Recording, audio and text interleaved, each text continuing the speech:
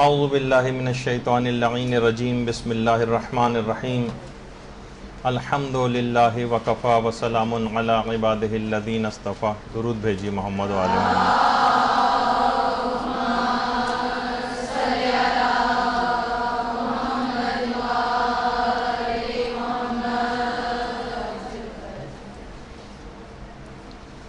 جو سب سے فریش ام رباب گروپ ہے وہ تو ہمارے اس طریقہ کار سے بھی واقف نہیں ہے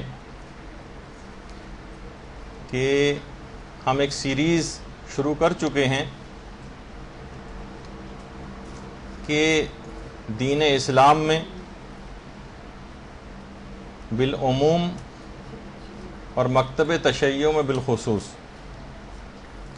کچھ ایسے انحرافات فکری کا سلسلہ ایک خاص سازش کے تحت برپا کیا جا رہا ہے کہ جس پر ہم مرحلے وار گفتگو اپنی آگے بڑھا رہے ہیں. پچھلی نشستوں میں بہت سے ایسے موضوعات پر گفتگو ہو چکی ہے اور آج اسی سیریز کی اگلی قسط کے طور پر ہم ایک موضوع کو آج زیر بحث لا رہے ہیں جو کہ خاندان کے خاندان جس سے تباہ و برباد ہو رہے ہیں جس مسئلے کے تحت، اور جس کو شریعت اسلام نے واجبات و حرام کا مسئلہ نہیں بنایا ہے، اس کو بعض سازشی عناصر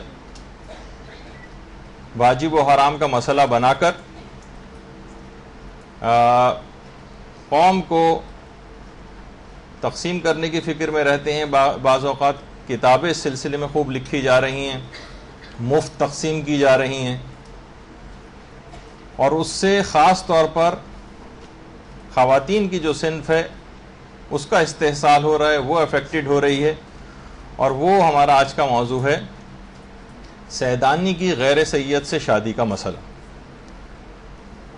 یہ جس طرح سے خاندانوں میں اور خاص طور پر سادات میں ایک بہت ہی بڑے فتنے کے طور پر اس قسم کے جذبات پیدا کر دیے گئے ہیں، ایک جذباتی اور ایموشنل بلیک میلنگ اس سلسلے میں کی جاتی ہے. اس سلسلے میں جتنی کتابیں بھی لکھی گئی ہیں وہ بھی سب کی سب اسی قسم کے جذباتی قسم کی باتوں سے بھری ہوتی ہیں جن کا شریعت اسلام سے کوئی تعلق نہیں ہوتا.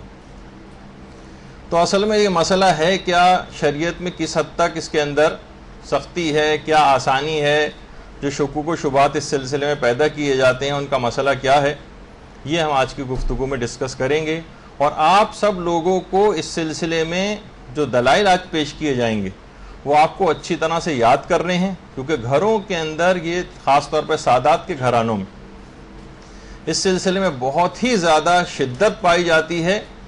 جبکہ اتنی شدت آپ ابھی گفتگو میں آگے چل کر جب دلائل آپ کے سامنے آئیں گے تو آپ دیکھیں گے کہ شریعت اسلام نے اس کو بلکہ ناپسند کیا ہے، اس طرح کی شدت کو. اور جیسے کہ آگے چل کر مجتہدین کے فتاوے اور تاریخ اسلام کے حوالے سے بھی گفتگو ہوگی.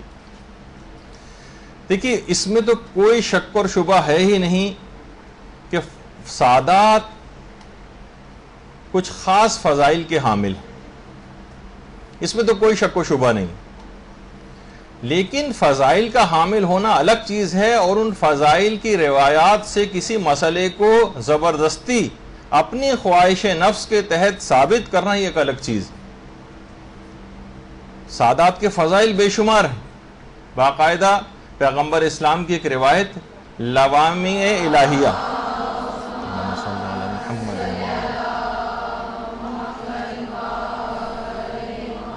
ایک عالم گزرے ہمارے شیخ مقداد، ان کی لکھی ہوئی کتاب ہے.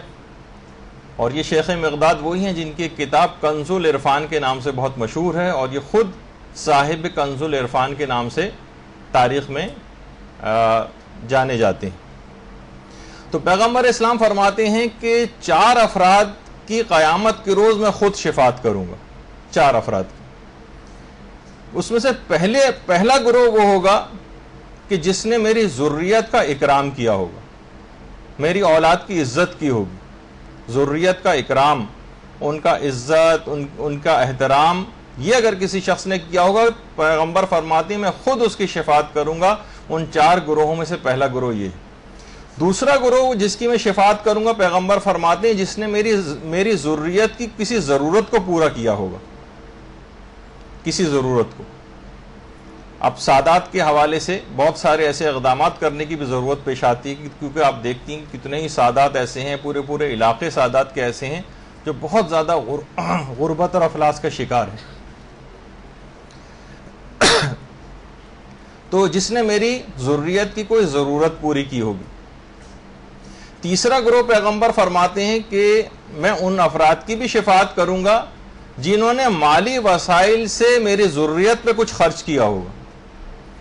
اب آپ خود سوچ لیں کہ اس کے اندر خمس کا ادا کرنا بھی کتنا ضروری ہو گیا کہ پیغمبر کی شفاعت کا حقدار وہ شخص ہو جائے گا جو پابندی سے خمس نکالتا ہے، کیونکہ خود بخود وہ خمس کا آدھا حصہ سہم سادات جو ہے سادات تک پہنچے گا، ان کی ضروریات پوری ہوں گی، ان کے دلوں سے دعا نکلے گی، اور جو اس پہ انشاءاللہ ہمارے خمس کے مسئلے پر بھی جو انحرافات ہیں اور جو چیزیں شکوک و شبہات پیدا کیے جا رہے ہیں اور کتابیں لکھی جا رہی ہیں، اس پر بھی ہماری ایک مکمل نشست ہوگی جن میں ان سب کے جوابات دیے جائیں گے. جس نے اپنے مالی وسائل سے سادات پر کچھ خرچ کیا ہوگا. اچھا، اب اپنے مالی وسائل، اس میں دو طرح کے مالی وسائل ہو سکتے ہیں. ایک تو یہی جیسے کہ میں نے آپ کی خدمت میں عرض کیا خمس کا مسئلہ، جس نے خمس نکالا تو وہ سادات تک پہنچا، اس سے ان کے مالی وسائل پورے ہوئے. اور دوسرا الگ سے بھی اس کی اہمیت ہے کہ اپنے پاک مال سے الگ سے بھی ان پر خرچ کیا جائے واجبات کے مسئلے کے علاوہ. کیونکہ اگر آپ ویسے دیکھیں تو خمس جو ہے وہ سادات کا حق ہے، اس میں احسان کی کیفیت پیدا نہیں ہوتی آپ کی. آپ کہیں کہ بھائی میں نے فلاں کی خمس سے مدد کی ہے تو آپ بڑا گردن اونچی کر کے پھریں، نہیں، یہ تو ان کا حق تھا جو آپ کے مال میں تھا، وہ آپ نے ان کا حق ہی ادا کیا ہے، لیکن یہ احسان شمار نہیں ہوگا.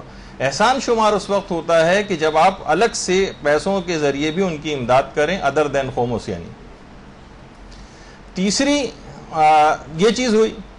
اور چوتھی چیز پیغمبر فرماتے ہیں کہ میں خود ان کی شفاعت کروں گا وہ افراد کے جنہوں نے دل و جان سے میری ضروریت سے جن افراد نے محبت کی ہوگی. ان کا ایک احترام اور اکرام اپنی جگہ ہے، اور دل سے ان سے محبت کرنا پیغمبر کی ضروریت سے، ان کی اولاد سے اور سادات سے، یہ خود پیغمبر اسلام کی شفاعت دلواتا ہے. اور جیسے کہ آپ اس تمام چیزوں سے بھی واقف ہیں کہ بہرحال جو اجر رسالت ہے وہ انہی اہل بیت اور ان کی اولادوں سے محبت ہی کرنے کا نام ہے، جیسے کہ آپ مختلف مجالس میں بھی سنتی ہیں. پیغمبر کی ایک اور روایت کتاب عیون الحکم والمواعظ، اس کے اندر بھی ہے. پیغمبر فرماتے ہیں کہ جو بھی میری ضروریت سے محبت کرے گا اس کو 20 فائدے حاصل ہوں. دیکھیے یہ بات ہم شروع میں اس وجہ سے عرض کر رہے ہیں تاکہ اس سلسلے میں کوئی ابہام نہ رہے کہ ایسا نہیں کہ جو ہم گفتگو آگے کرنے جا رہے ہیں اس میں خدا نہ خواستہ کوئی یہ بات ہو کہ ہم سادات کی عزت و احترام کے قائل نہ ہوں. یہ کہیں سے بھی تاثر نہیں نکلنا چاہیے، اس وجہ سے یہ تمام چیزیں آپ کی خدمت میں بیان ہو رہی ہیں. ضروریت رسول سے محبت کے 20 فائدے خود پیغمبر نے نقل کیے ہیں، جس میں سے 10 فائدے وہ ہیں کہ جن کا فائدہ اسی دنیا میں ملے گا، اور 10 فائدے وہ ہوں گے کہ جن کا فائدہ اور ثواب عالم آخرت کے لیے مخصوص ہے. تو وہ 10 فائدے جو ان کی ضروریت سے محبت کرے گا، جو ان کے اہل بیت سے محبت کرے گا، جو ان کی اولادوں سے محبت کرے گا، 10 دنیاوی فائدے جو ہوں گے ان میں پہلا فائدہ یہ ہے کہ دنیا کی محبت ان کے دلوں سے نکل جائے گی. جو بھی پیغمبر کی ضروریت سے محبت کرے گا، پہلا دنیاوی فائدہ یہ ہے کہ دنیا کی محبت نکلی جا رہی. اب آپ خود سوچ لیجئے کہ اس کو دنیاوی فائدہ شمار کیا گیا ہے، حب دنیا کا دل سے نکلنا. کیونکہ جب واقعی انسان حب دنیا میں گرفتار ہوتا ہے نا تو اتنی زحمت اور تکلیفوں میں اپنے آپ کو ڈالتا ہے دنیا حاصل کرنے کے لیے کہ اس کی زندگی بڑی قابل رحم بن جاتی ہے اسلامی حوالوں سے.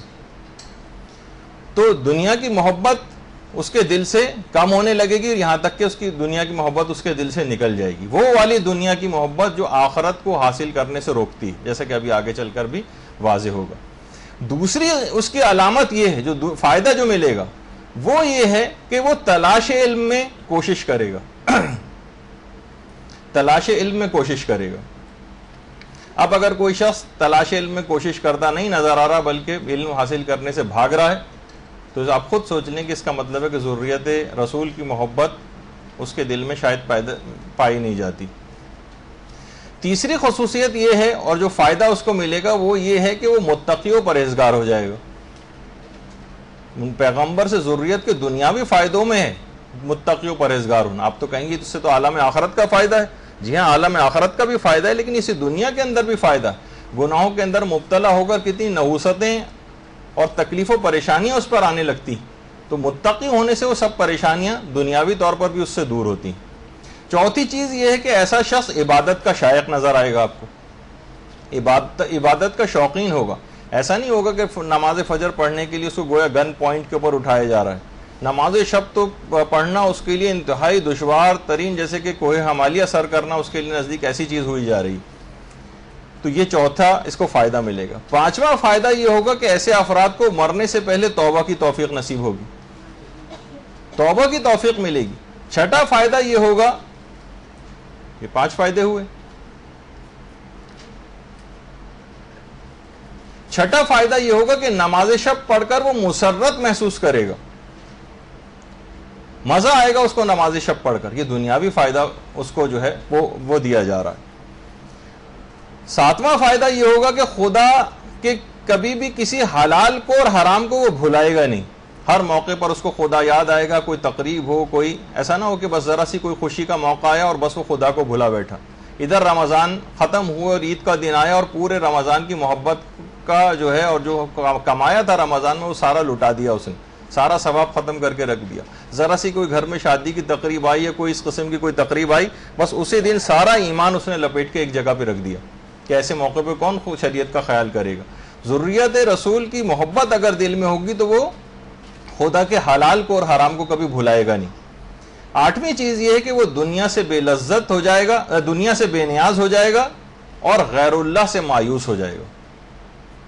ہم جو بہت زیادہ دنیا کی تگ و دو کے اندر لگ جاتے ہیں، یہ خود ایک بہت بڑا فائدہ ہے کہ دنیا سے بے نیاز ہونا اور غیر اللہ سے مایوس ہونا۔ لوگوں کے ہاتھوں میں جو ہوگا اس سے مایوس ہوگا اور پروردگار کے ہاتھ میں جو کچھ ہے وہ اس کی امید رکھے گا۔ 9واں فائدہ یہ ہے کہ دنیا کو اس لیے دشمن رکھے گا کہ وہ آخرت کی دشمن۔ ایسا نہیں کہ دنیا کو جب بھی ہم حب دنیا کی مذمت کے لحاظ سے بات کرتے ہیں تو لوگ سوچتے ہیں کہ شاید تم دنیا کی تمام چیزوں سے ہمیں جو ہے وہ پتھر کے دور میں لے جانا چاہتے ہیں۔ نہیں، وہ دنیا جو کہ آخرت کی دشمن، اس کے لیے ہے کہ دنیا کو اس لیے دشمن رکھے گا کہ وہ آخرت کی دشمن ہے، اور ایسے افراد سخی ہوں گے اور صفت سخاوت ان کے اندر پیدا ہو جائے گی۔ یہ تو 10 تو دنیاوی فائدے بالکل آپ کو ملیں گے، صرف ذریت رسول سے محبت کے جو دنیاوی فائدے ہیں۔ اب جو اخروی فائدے ہیں ان میں پہلی تو چیز ہے کہ نامہ اعمال اس کا بہت مختصر ہوگا، یعنی برائیوں کا کوئی ایسا خاص اس کو پریشانی کا سامنا نہیں کرنا پڑے گا۔ اس کے علاوہ دوسری چیز یہ ہے کہ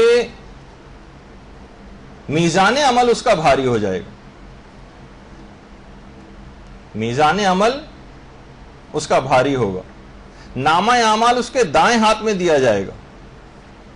جہنم سے آزادی کا پروانہ، یہ اس کو ایک باقاعدہ پاسپورٹ یا ایک پرمٹ دیا جائے گا کہ جاؤ اب تم نار جہنم سے آزاد ہو۔ سفید چہروں کے ساتھ میدان حشر میں اس کی آمد ہوگی، سفید چہرے کے ساتھ، شاداں، خوش و خرم و فرحت و فرحاں، یہ میدان قیامت میں آئے گا۔ لباس بہشتی پہنے ہوئے ہوگا اور اس کو 100 رشتہ داروں کی شفاعت کی اجازت ملے گی۔ اس کو اجازت ہوگی کہ کم سے کم اپنے 100 رشتہ داروں کی شفاعت کر سکے، یہ کم سے کم اس کا ہے، ورنہ تو اس سے بہت زیادہ بھی شفاعت کی اجازت کی روایات ہیں۔ پروردگار ان کے اوپر اپنا نظر کرم جو ہے وہ ڈالے گا، نظر رحمت ان پر ہوگی۔ جنت کے جو تاج ہیں، جنت کے تاج وہ ان کے سروں پر سجائے جائیں گے اور یہ بلا حساب جنت میں داخل ہو جائیں گے۔ یہ 10 جو ہیں اخروی فائدے ہیں جو روایت کے اندر بتائے گئے، 10 اخروی فائدے۔ پھر پیغمبر نے یہ 20 کی 20 جب چیزیں بتا دیں تو پھر پیغمبر نے فرمایا خوش نصیب ہوں گے وہ افراد کہ جو لوگ میری ذریت کی محبت سے سرشار ہوں گے، خوش نصیب ہیں وہ۔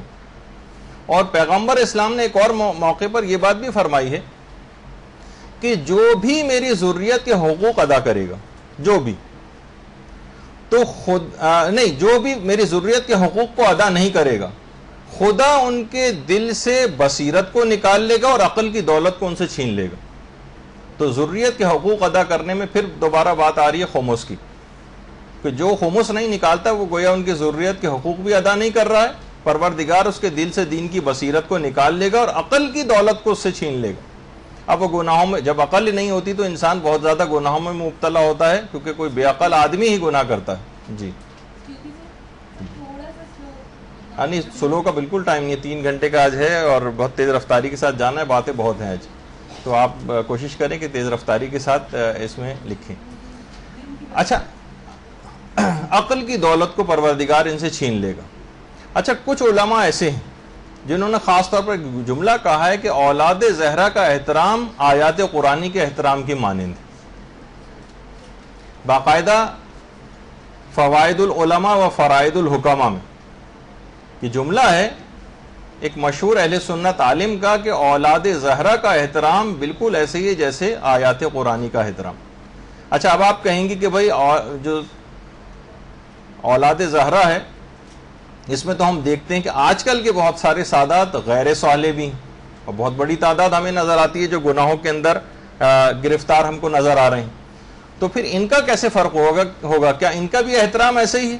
تو وہ فرماتے ہیں کہ سادات میں صالح اور غیر صالح افراد کے اندر جو فرق ہے وہ اسی طرح سے ہے جیسے قرآن کی زیر عمل آیات میں اور قرآن کی منسوخ آیات کا فرق ہے، کہ قرآن کی تمام آیات کا احترام واجب ہے۔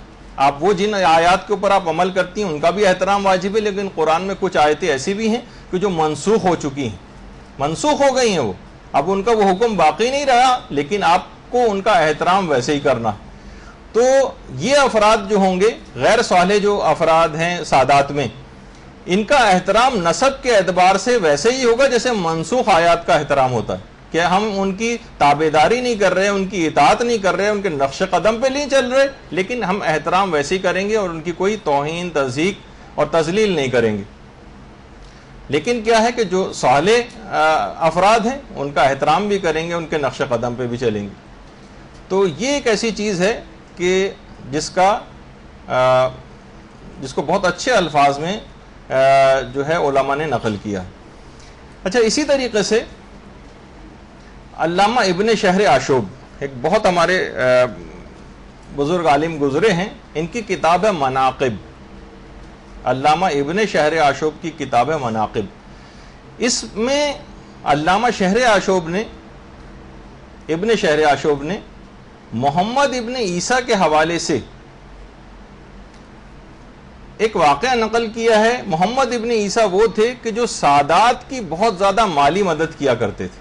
محمد ابن عیسیٰ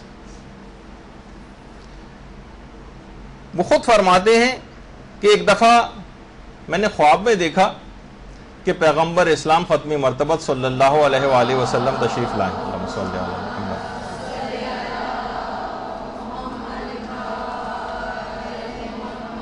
اور فرما رہے ہیں کہ اے فرزند عیسیٰ، تو میری اولاد کی جتنی مالی مدد کرتا ہے اور خدمت کرتا ہے، انشاءاللہ کل یوم حساب میں اس کا اجر تجھ کو دلواؤں گا۔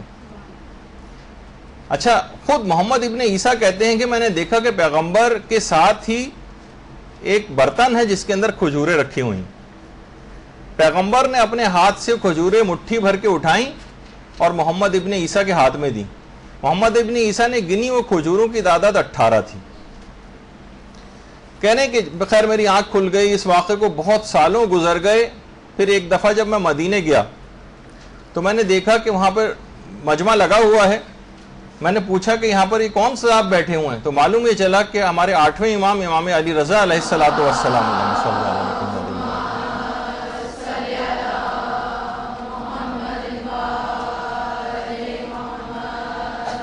اور کہنے بالکل وہی منظر ہے جو میں نے خواب میں پیغمبر اسلام کا دیکھا تھا، کہ اسی طریقے سے جس طرح پیغمبر بیٹھے ہوئے تھے، ہمارے 8ویں امام بھی بیٹھے ہوئے ہیں، لوگوں کا مجمع ہے اور برتن میں کھجوریں رکھی ہوئی ہیں۔ 8ویں امام نے اشارے سے ان کو اپنے پاس بلایا اور کھجوریں مٹھی بھر کر اٹھائیں اور ان کو دیں۔ کہنے میں نے فوراً اس وقت گنی تو وہ کھجوروں کی تعداد بھی 18 تھی۔ امام نے ان کی طرف دیکھا اور کہا کہ اے فرزند عیسیٰ، اگر ہمارے جد نے اس تعداد سے زیادہ تم کو کھجوریں دی ہوتی تو ہم بھی تم کو زیادہ دیتے۔ درود بھیجیے محمد و آل محمد۔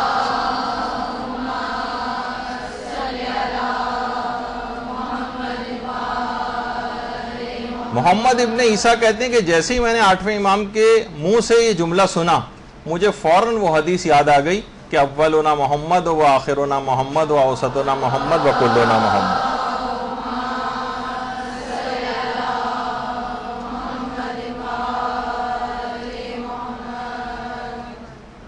تو اتنا زیادہ ذریت رسول کا اکرام کرنا اور ان کی مدد کرنے کا ثواب کتنا زیادہ. اچھا ایک اور ہمارے عالم گزرے ہیں جن کا نام ہے میر باقر داماد. دیکھیں ہمیں اپنے علماء کی بھی معرفت صحیح طور پر ہونی چاہیے کہ واقعی ہمیں پتہ چلے. انہوں نے عمالی شیخ صدوق کی جو ہے اس کے حوالے سے ایک روایت نقل کی ہے. اچھا اتنا اور بتا دوں کہ جو ظاہر ہے کہ ان کا نام آ گیا میر باقر داماد, اس میں دو حکایتیں ہیں کہ ان کا نام یہ داماد کیسے پڑا. ایک تو علماء نے یہ چیز لکھی ہے کہ ان کے والد عبدالعلی کرکی کے داماد تھے. ظاہر عبدالعلی کرکی جو ہے بہت بڑے مجتہدین میں سے تھے, تو ان کا داماد ہونا خود ایک شرف کی بات تھی, تو وہ ان کے والد داماد کے نام سے مشہور ہوئے. اور اس کے بعد ان کی نسل میں بھی داماد کا یہ لفظ ان کی اولادوں کو بھی منتقل ہوتا رہا, یہاں تک کہ میر باقر کے پاس بھی یہ چیز آئی.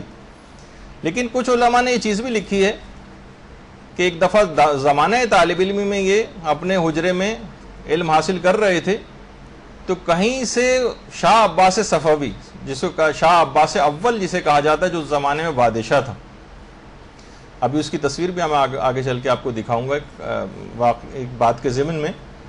اس کی بیٹی کسی وجہ سے بھاگتی ہوئی ان کے کمرے کے اندر آ گئی اور وہ رات ان کے کمرے ہی میں رہی. تو اگلے دن بادشاہ ظاہر آیا اور بڑا چراغپا ہوا کہ پوری رات بیٹی نے ان کے کمرے میں رہی. وہ تو کہا کہ تم نے یعنی شیطان کا کوئی غلبہ تم پر نہیں ہوا. تو انہوں نے اپنی انگلیاں دکھائیں کہ میں ساری رات اپنی ان انگلیوں کو چراغ کی لوک میں لگا کے اور اپنی انگلیوں کو جلاتا رہا تاکہ میں کوئی بھی شیطانی خیال میرے دماغ میں نہ آئے. تو بادشاہ ان کے اس سے اتنا متاثر ہوا شاہ عباس کے اپنی بیٹی کی شادی انہی سے کر دی. اس وجہ سے بادشاہ کے داماد ہوئے, اس وجہ سے ان کا نام میر باقر داماد جو ہے وہ پڑا. تو بہرحال انہوں نے شیخ صدوق کی عمالی کے لحاظ سے ایک روایت نقل کی ہے کہ پیغمبر اسلام یہ بات بیان فرماتے ہیں کہ روز قیامت میں مقام محمود پر کھڑا ہوں گا اور میں اپنی امت کے گناہان کبیرہ کے مرتکب افراد کی شفاعت کروں گا, اور پروردگار میری ہر شفاعت کو قبول کر لے گا. دیکھیے روایت میں کہ پروردگار میری ہر شفاعت کو قبول کر لے گا, اور مجھے اپنے پروردگار کی قسم, اللہ کی قسم کھا کے پیغمبر نے کہا کہ جس کسی نے بھی میری ذریت کو ذرہ برابر بھی اذیت دی ہوگی میں قیامت کے روز اس کی شفاعت نہیں کروں گا. ذرہ برابر بھی میری اولاد میں سے کسی کو کوئی تکلیف پہنچائی ہوگی. تو ہمیں اپنے آپس کے رشتوں میں بھی, گھروں میں سیدانیاں موجود ہیں, سید حضرات موجود ہیں, کوئی بھی شخص اگر ان کے کسی حق میں کوئی کوتاہی کرتا ہے, ان کو کوئی اذیت دیتا ہے اپنی خانگی زندگی میں یا اس سے ہٹ کر کسی بھی اعتبار سے, پیغمبر نے خدا کی قسم کھا کے کہا ہے کہ میں روز قیامت اس کی شفاعت نہیں کروں گا. تو یہ بہت اہم بات ہے جس کو ہمیں چاہیے کہ ان تمام چیزوں کو پہچانیں, اور خود سادات کی بھی ایک دیکھیے ان کا بھی ایک فریضہ بنتا ہے کہ وہ بھی اپنی حیثیت کو پہچانیں. باقاعدہ صحیفہ رضویہ جس طریقے سے آپ نے دیکھا جیسے صحیفہ کاملہ چوتھی امام کی جس میں دعائیں ہیں, صحیفہ رضویہ میں ہمارے 8ویں امام امام علی رضا علیہ الصلوۃ والسلام کی دعائیں ہیں. اللہم صلی علی محمد و آل محمد.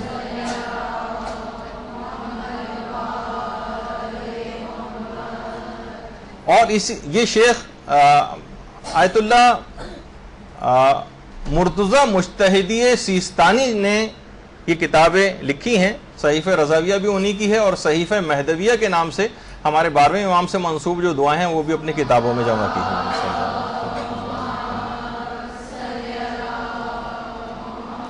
اس میں باقاعدہ ایک روایت نقل کی ہے صحیفہ رضویہ میں, پیغمبر فرماتے ہیں کہ میری ذریت کے کمسن بچے جب تک ارتکاب گناہ نہ کریں گے مستجاب الدعا رہیں گے. دیکھیے بہت اہم بات کہ سادات کے جو بچے ہیں ان کی بھی دعائیں پروردگار کبھی رد نہیں کرتا. لیکن پیغمبر نے شرط لگائی, دیکھیں بچے ہو تو نابالغ ہوتے ہیں, آپ کہیں گے کہ وہ کون سا گناہ کر سکتے ہیں. جس طریقے سے بچہ اگر نجاست میں ہاتھ دے گا تو اس کا ہاتھ آلودہ تو ہو جائے گا نا, نجس تو ہو جائے گا اس کا ہاتھ. ہم یہ تو نہیں کہیں گے بھئی تو نابالغ بچہ اس پہ تو احکام ہی نہیں تو اس کا ہاتھ ہی نجس نہ ہو. تو گناہوں سے اگر کوئی بچہ آلودہ ہوگا تو اب سادات کے بھی بچے مثلا جھوٹ بول رہے ہیں، جھوٹ کے عادی ہو گئے ہیں، فلمیں دیکھ رہے ہیں، گانے سن رہے ہیں، مختلف قسم کے حرام کاموں کے اندر مبتلا ہو رہے ہیں، تو پھر ان سے یہ صفت نکل جاتی ہے، جو دعا کرتے ہیں وہ بھی قبول نہیں ہوتی. تو پیغمبر نے فرمایا جب تک میری ذریت میں کم سن بچے جب تک ارتکاب گناہ نہیں کریں گے تب تک مستجاب الدعا رہیں گے. باقاعدہ ایک عالم گزرے ہیں جنہوں نے اپنا نام بتانے سے بھی منع کیا.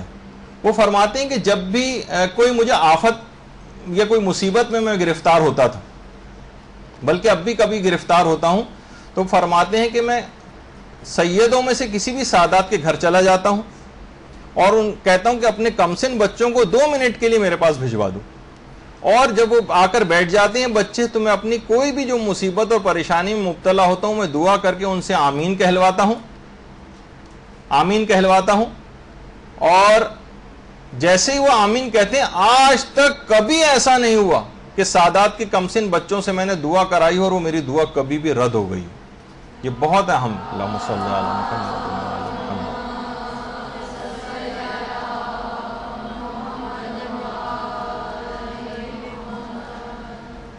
تو جب ان کے ننھے ہاتھ دعا کے لیے بلند ہوتے ہیں، شرط وہی ہے پیغمبر نے جو بتائی کہ گناہوں سے جب تک یہ آلودہ نہیں ہوں گے مستجاب الدعا رہیں گے. تو کوئی بھی دعا ان کی کبھی بھی جو ہے وہ رد نہیں ہوتی.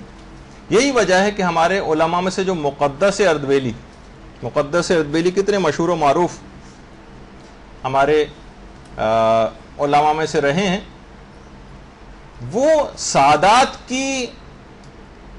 سادات کے احترام کے خواہ کوئی بچہ ہو یا کوئی بزرگ ہو اس کے بہت زیادہ احترام کے قائل تھے. یہاں تک کہ مقدس اردبیلی جب بھی کوئی سید بچہ بھی آتا تھا، چاہے وہ بچہ ہو چاہے بزرگ ہو، ہمیشہ تعظیماً کھڑے ہو جایا کرتے تھے، اس کے احترام میں کھڑے ہو کر اس کا استقبال کرتے تھے.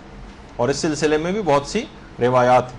جب بھی روایتوں میں یہ چیز بھی آئی کہ سادات کے چہرے کو عقیدت اور محبت کے ساتھ دیکھنا، ان کے چہرے کی زیارت کرنا، نامہ اعمال میں ہر نگاہ کے بدلے 100 نیکیاں لکھی جاتی ہیں اور 100 گناہوں کو معاف کرتا ہے پروردگار. 100 نیکیاں لکھی جاتی ہیں اور 100 گناہ معاف کرتا ہے. یہ آیت اللہ سید محمود سیستانی جن کا انتقال ہو چکا ہے، آیت اللہ سیستانی کے بھائی، تو ایک عالم دین بھی تھے، اور ہمیں بھی ایک نگاہ ڈالنے پر 100 نیکیوں کا ثواب ملے اور 100 گناہ معاف ہو جائیں، اس وجہ سے بھی تصویر آپ کو دکھائی. تو ان کے چہرے پر اللہم صلی علی محمد و آل محمد عقیدت اور محبت سے ان کے چہرے کی زیارت کرنا 100 نیکیوں کا ثواب دلواتا ہے اور 100 گناہوں کو معاف کرواتا ہے. باقاعدہ مناقب الطاہرین میں علامہ طبری نے پیغمبر اسلام کے حوالے سے ایک روایت نقل کی کہ سادات کے ساتھ کھانا بھی باعث ثواب ہے. ان کے ساتھ کھانا بھی. باقاعدہ جامع الاخبار میں پیغمبر اسلام کی ایک روایت ہے، جامع الاخبار جو کہ شیخ صدوق کی لکھی ہوئی کتاب. جامع الاخبار میں کہ جو شخص بھی میری ذریت کے ساتھ بیٹھ کر کھانا کھائے گا خدا آتش جہنم کو اس کے جسم پر حرام قرار دے دے گا. اب آپ دیکھ رہے ہیں، اب خود سادات کو اپنی عظمت کا احساس نہیں. اگر عظمت کا اپنی احساس ہوتا تو کم سے کم اس گناہ میں آج جو مبتلا ہیں وہ آج کل کے سادات وہ اس میں مبتلا نہ ہوتے اور اپنے نسب کا احترام کرتے نظر آتے. کہ ان کے ساتھ صرف بیٹھ کر کھانا بھی پیغمبر فرماتے ہیں آتش جہنم سے اس کے جسم کو نجات عطا کر دیتا. آتش جہنم اس کے جسم پر حرام ہو جاتی.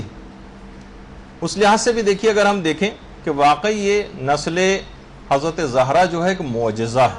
اللہم صلی علی محمد.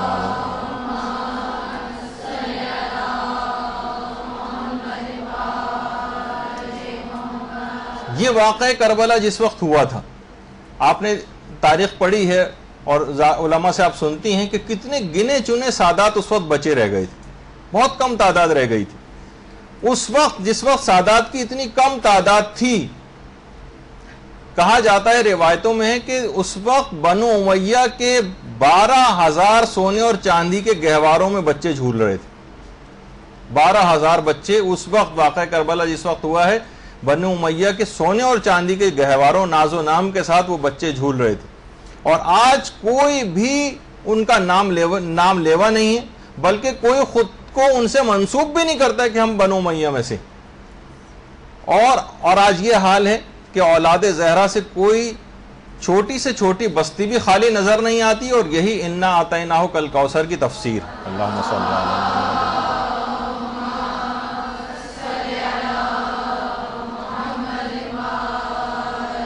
اور ہم نے دیکھا کہ آج ان کا دشمن ہی ابتر اور بے نام و نشان ہو گیا۔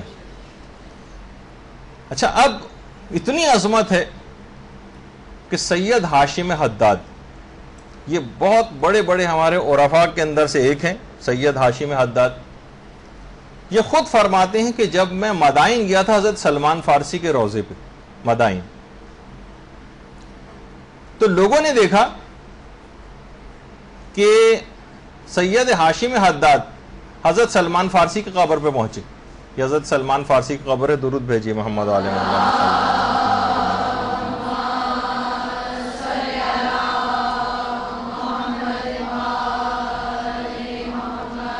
پہلے یہ پائنتی کے پاس آ کر بیٹھے اور پھر فوراً ہی اٹھے اور سرہانے آ کر بیٹھ گئے۔ لوگوں نے کہا کہ پہلے آپ یہاں بیٹھے ہوئے تھے، اس کے بعد سرہانے کیسے آ گئے؟ فرمانے لگے کہ جیسے ہی میں ان کے پائنتی کے پاس سلمان فارسی کے آ کر بیٹھا، حضرت سلمان فارسی کی روح قبر سے باہر نکل کر آ گئی اور کہا کہ میں بات برداشت نہیں کر سکتا کہ اولاد زہرا میں سے کوئی شخص میرے پاؤں کی طرف بیٹھے، مجھے آپ سے گزارش کرتا ہوں کہ آپ میرے سرہانے کی طرف آئیے۔ عظمت کا آپ اندازہ لگائیں، یعنی ہم نے جو سادات ہیں خود ہی اپنی عظمتوں سے بے خبر۔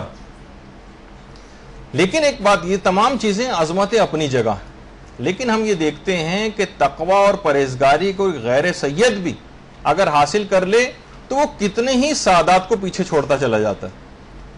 ایسا نہیں کہ پروردگار کی کسی سے کوئی رشتہ داری نہیں، بلکہ ہم دیکھتے ہیں کتنے علماء ایسے ہیں، مثلا آیت اللہ بہجت، یہ جتنے بھی سفید امامہ پہنتے ہیں ہمارے علماء، آپ کو پتہ ہے کہ وہ غیر سید ہوتے ہیں۔ یہ آپ کے سامنے سفید امامہ انہوں نے پہنا ہوا ہے۔ کوئی کہے گا کہ تقوی و پرہیزگاری کی کتنی اعلیٰ ترین مقامات پہ حاصل، کون کون سے مقامات حاصل کر لیے اور کتنے ہی سیدوں کو پیچھے چھوڑتے چلے گئے۔ تو یہ ایک ایسی چیز ہے کہ کوئی بھی شخص تقوی و پرہیزگاری حاصل کرے اور آگے بڑھتا چلا جائے۔ آیت اللہ شیخ جواد تبریزی، جب تک لوگ آیت اللہ وحید خراسانی کی طرف رجوع نہیں کرتے تھے اور شیخ جواد تبریزی حیات تھے تو آیت اللہ سیستانی کی تقلید والے انہی کی طرف رجوع کیا کرتے تھے۔ ان کا کچھ عرصے پہلے جو انتقال ہو گیا، خود دیکھیں اتنے بڑے مرجعیت کے لیول تک شیخ جواد تبریزی پہنچے۔ اسی طریقے سے آیت اللہ وحید خراسانی، آیت اللہ وحید خراسانی ماشاءاللہ زندہ ہیں، حیات ہیں، غیر سید ہیں، لیکن کتنے بڑے علمی مقام کو اور تقوی پرہیزگاری کے مقام کو حاصل کیا ہے۔ آیت اللہ شیخ اسحاق فیاض، کوئٹہ سے ان کا تعلق ہے اور نجف کے مراجع میں سے ایک ہیں اور مرجع تقلید ہیں، ان کی باقاعدہ وہاں پر تقلید بھی ہوتی ہے، غیر سید۔ اس سے کیا فرق پڑا؟ اسی طریقے سے آیت اللہ ناصر مکارم شیرازی غیر سید ہیں لیکن اتنے بڑے علمی مقام اور مرتبے تک پہنچے ہیں۔ اسی طریقے سے مثلا آیت اللہ شیخ عبد الکریم حائری، کیا انہوں نے مقام پایا ہے ثواب جاریہ کے اعتبار سے کہ حوضہ علمیہ قوم قائم کیا ہے، اور آج جتنی بھی تعداد کے اندر لوگ علوم حاصل کر رہے ہیں اور پوری دنیا میں تبلیغات کر رہے ہیں، سارا ثواب اس شخص کو جا رہا ہوگا، شیخ عبد الکریم حائری غیر سید، بلکہ ان کے والد تو قصائی تھے۔ میں کبھی انشاءاللہ واقعہ شاید پرانے گروپ کے سامنے تو میں نے ان کا پڑھا بھی تھا، شیخ عبد الکریم حائری کے والد قصائی تھے اور ان کے یہاں اولاد نہیں ہوتی تھی، تو وہ تفصیلی واقعہ جو انشاءاللہ کبھی اور۔ لیکن تقوی و پرہیزگاری ظاہر ہے کہ ہمارے ہاں، ہمارے دماغ میں فوراً ہمارے ہاں کے بہت سے اس طرح کے پیشہ رکھنے والے افراد دماغ میں آ جاتے ہیں جو ہر قسم کی دینی امور سے جاہل ہوتے ہیں، لیکن وہاں تقوی و پرہیزگاری کے ساتھ اس کام کو انجام دیا جاتا تھا۔ تو شیخ عبد الکریم حائری پیدا ہوئے اور اس کے بعد کتنے بڑے مقام کو حاصل کیا۔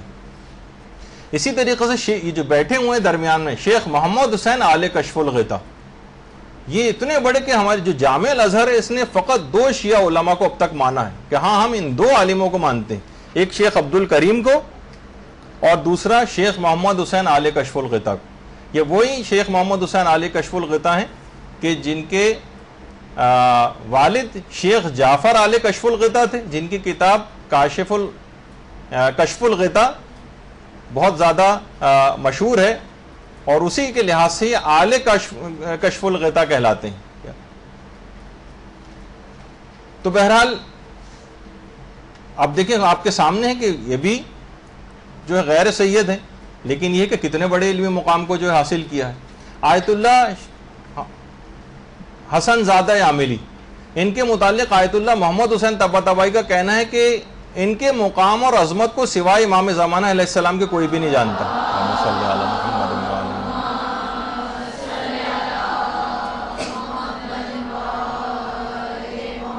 اتنا بڑا جملہ کہا ہے آیت اللہ محمد حسین طباطبائی نے حسن زادہ عاملی کے لیے، اور ماشاءاللہ زندہ ہیں، حیات ہیں ایران میں. اور لیکن کیا ہے آپ کے سامنے کہ غیر سید ہیں لیکن کتنے بڑے مقام کو حاصل کیا ہے. شیخ جعفر شستری، جن کی خصائص حسینیہ کے نام سے بہت سی خواتین جو مجالس پڑھتی ہیں اس سے بہت سا میٹر اپنا لیتی ہیں، وہ یہی شیخ جعفر ہیں کہ آپ دیکھ رہی ہیں کہ یہ بھی غیر سید ہیں لیکن بہرحال کتنے بڑے مقام اور مرتبے کو حاصل کیا. اسی طرح سے تقی مصباح یزدی، آیت اللہ تقی مصباح یزدی، ظاہر ہے کہ تمام دکھانے کا مقصد آپ کے سامنے یہی ہے. شیخ محمد رضا المظفر، سارے حوزہ علمیہ کے اندر جو جتنے بھی اہم ترین کتابیں جو پڑھائی جاتی ہیں ان میں سے ان کی بھی کتابیں ہیں.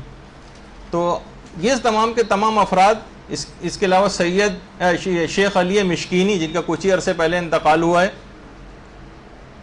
اور ہدیت الشیعہ کے نام سے جو کتاب آج کل اردو ترجمہ بھی ہوئی ہے احادیث کی، وہ انہی کی لکھی ہوئی ہے.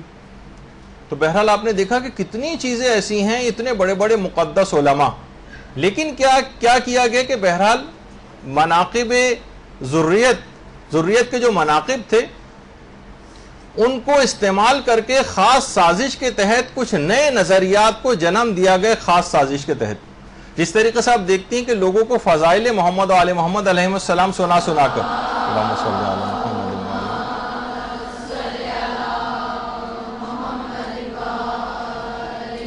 لوگوں کو بیوقوف بنایا جاتا ہے اور غالیانہ نظریات اور مفوضانہ نظریات ان کے دماغوں میں ڈالے جاتے ہیں، جس کو ایموشنل بلیک میلنگ وغیرہ کرتے ہوئے. اسی طریقے سے سادات کے بھی جب فضائل کی روایت دیکھی تو کہا کہ ہم اسی سادات کی فضائل کی روایت کو دیکھتے ہوئے ہم اس کا پرچار شروع کرتے ہیں کہ سیدانیہ جو ہیں ان کا حکم وہی ہے جس طریقے سے مثلا حضرت زہرا کا حکم تھا کہ سوائے امیر المومنین کے کوئی ان کا کفو نہیں تھا یا کف نہیں تھا. تو اس لحاظ سے ان کی کسی بھی غیر سید سے شادی ناجائز. دیکھیے اس کو کہا جاتا ہے کہ بہت بدترین جھوٹ وہ ہوتا ہے جس میں کچھ سچ شامل ہوتا ہے.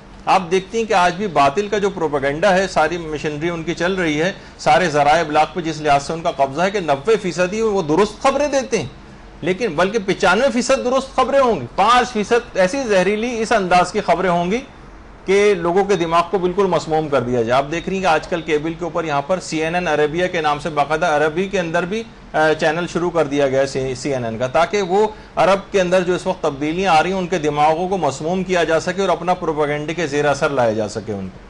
تو یہ تمام چیزیں کہ ہمیشہ جو ہے وہ باطل جو ہے حق کا نقاب جو ہے پہن کر آتا ہے. آپ دیکھتی ہیں کہ جنگ صفین میں بھی قرآن کو نیزوں پر بلند کیا گیا تھا. تو باطل کا ہمیشہ سے طریقہ کار یہ رہا ہے.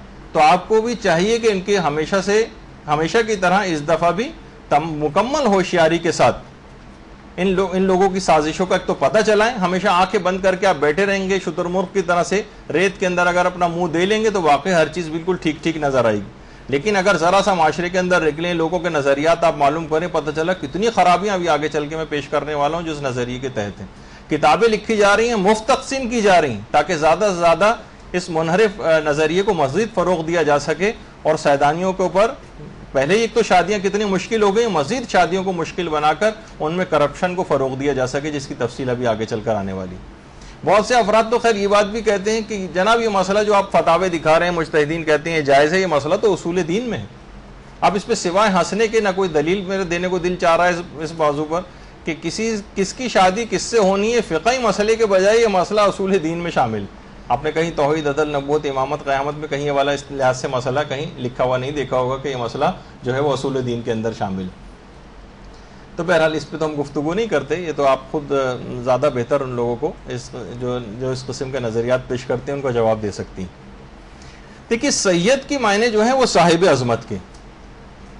علامہ ابن شہر آشوب جن کا بھی تھوڑی دیر پہلے بھی تذکرہ ہوا تھا، وہ یہ فرماتے ہیں کہ 4 اور 5ویں جو صدی تھی اس تک میں لفظ سید جو ہے یہ اولاد عبد المطلب یا اولاد رسول کے لیے بطور قرینہ استعمال ہوتا تھا. 6 صدی ہجری سے یہ بلا قرینہ استعمال ہونے لگا. اچھا سید کے معنی ہی جیسے کہ ایران ہے, بر صغیر ہے یا عرب دنیا ہے, اس میں جو ہے سید کے معنی ہی اولاد زہرا کے سمجھے جاتے ہیں. البتہ جیسے کہ جامع الانصاب ایک کتاب ہے, اس میں علامہ روضاتی نے یہی بات بیان کی ہے کہ ایران میں جو صفوی بادشاہ کا جب تک کا دور تھا, یہ شاہ عباس صفوی جس کی بیٹی کی شادی کا واقعہ بھی میں نے تھوڑی دیر پہلے پڑھا تھا. ایران میں اس طرح سے شکلیں ہوا کرتی تھیں ایک زمانے میں, اب موجودہ تو اس طرح کی نہیں ہوتی ہیں, لیکن ابھی بھی جو ان کی پرانی فلمیں وہ لوگ دکھاتے ہیں اپنے بادشاہوں کے دور کی, اس میں اسی طرح کے حلیے آپ کو نظر آئیں گے. تو صفوی دور تھا, اس میں اولاد رسول کے لیے میرزا کا لفظ جو ہے وہ استعمال کیا جاتا تھا, یعنی سید کے علاوہ میرزا. آج کل میرزا جو ابھی آگے چل کے میں بیان بھی کروں گا کہ جو کہ سید ماں ہو اور باپ غیر سید ہو, ان کی اولاد کو میرزا کہا جاتا. لیکن اس زمانے میرزا جو تھے وہ حضرت اولاد زہرا کو بھی سمجھا جاتا تھا. لیکن آج کل میرزا جو ہے فاطم النسب کو نہیں سمجھا جاتا, اور ہماری جتنی بھی غیر شیعہ عرب دنیا جو ہے آج کل, اس کے اندر تو سید کا اطلاق اولاد رسول کے لیے ہوتا ہی نہیں ہے. بلکہ اگر آپ ان کی عربی خبریں سنیں تو آپ اکثر دیکھیں گی اس کے اندر کہ اس میں کہتے ہیں السید بش, السید ٹونی بلیئر. آپ سنتی نہیں اگر خبریں, تو اس کے اندر ان کے لیے بھی سید کا لفظ یعنی مسٹر کے معنوں میں جو ہے وہ استعمال ہونے لگا ہے. کسی کو کہیں یہ سید ہے تو اس سے ان کے دماغ میں جو تبادر ہوگا وہ اولاد زہرا کا نہیں, جبکہ بر صغیر میں, ایران میں اور مثلا یہ جو ہمارا پاکستان وغیرہ ہے, اس کے اندر سید کے معنی یہی سمجھے جاتے ہیں.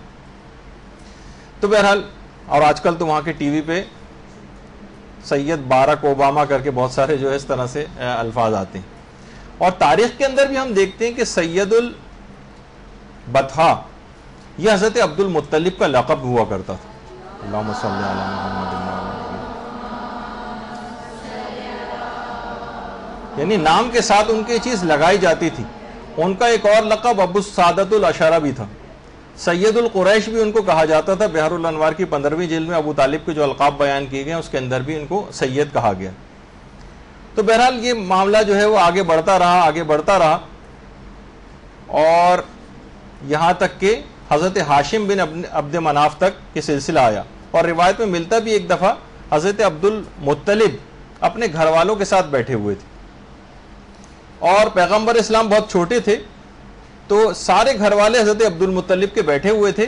تو ان کو دیکھ کر حضرت عبد المطلب نے پیغمبر کو دیکھ کر فرمایا کہ میں دیکھ رہا ہوں کہ ایک دن یہ تمہارا سید ہوگا. پیغمبر اسلام کی طرف اشارہ کر کے کہا. تو روایات میں بھی ملتا ہے کہ نسل سادات جو ہے اصل میں حضرت ہاشم بن عبد مناف سے چلی. اور دیکھیے روایت میں یہ چیز بھی آئی ہے کہ پیغمبر اسلام کا ایک حق ہے لوگوں کے اوپر, ایک حق ہے, وہ یہ کہ کم سے کم پیغمبر کے 5 اجداد کا نام آپ کو زبانی یاد ہونا چاہیے.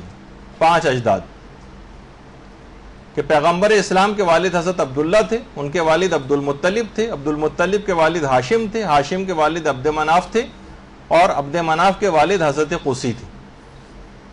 یہ 5 تو آپ کو پیغمبر اسلام کے اجداد کے نام زبانی یاد ہونے چاہیے. ایک پیغمبر کا حق ہے آپ لوگوں کے اوپر کہ پیغمبر کے 5 اجداد کے نام آپ کو یاد ہوں. اور یہی وجہ ہے کہ پیغمبر اسلام یعنی حضرت ہاشم سے یہ سلسلہ چلا ہے. سادات کا سلسلہ حضرت ہاشم سے چلا ہے, اور یہی وجہ ہے کہ پیغمبر اسلام کے چچا حضرت ابو طالب علیہ الصلوۃ والسلام, اللہم صلی علی محمد.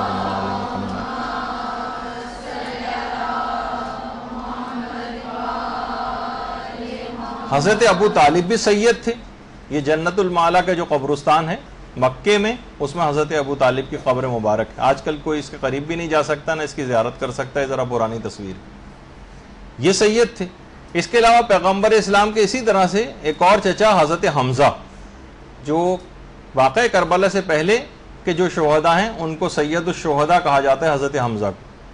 خیر اس واقعہ کربلا کے بعد تو حضرت امام حسین علیہ السلام کے لیے لقب مخصوص ہو کر رہ گیا.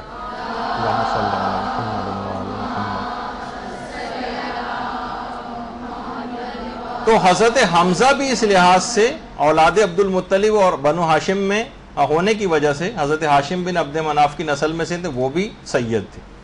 اسی طریقے سے پیغمبر اسلام کے ایک اور چچا جو چاروں ائمہ کے جو قبریں بالترتیب جنت البقیع میں ساتھ ساتھ ہیں، ان کے سامنے بالکل جو ایک اور قبر ہے، یہ پیغمبر اسلام کے چچا حضرت عباس کی قبر۔ حضرت عباس بھی یہ بھی سید تھے، ظاہر ہے، جس طرح حمزہ تھے، ابو طالب تھے، اسی طریقے سے یہ بھی سید تھے۔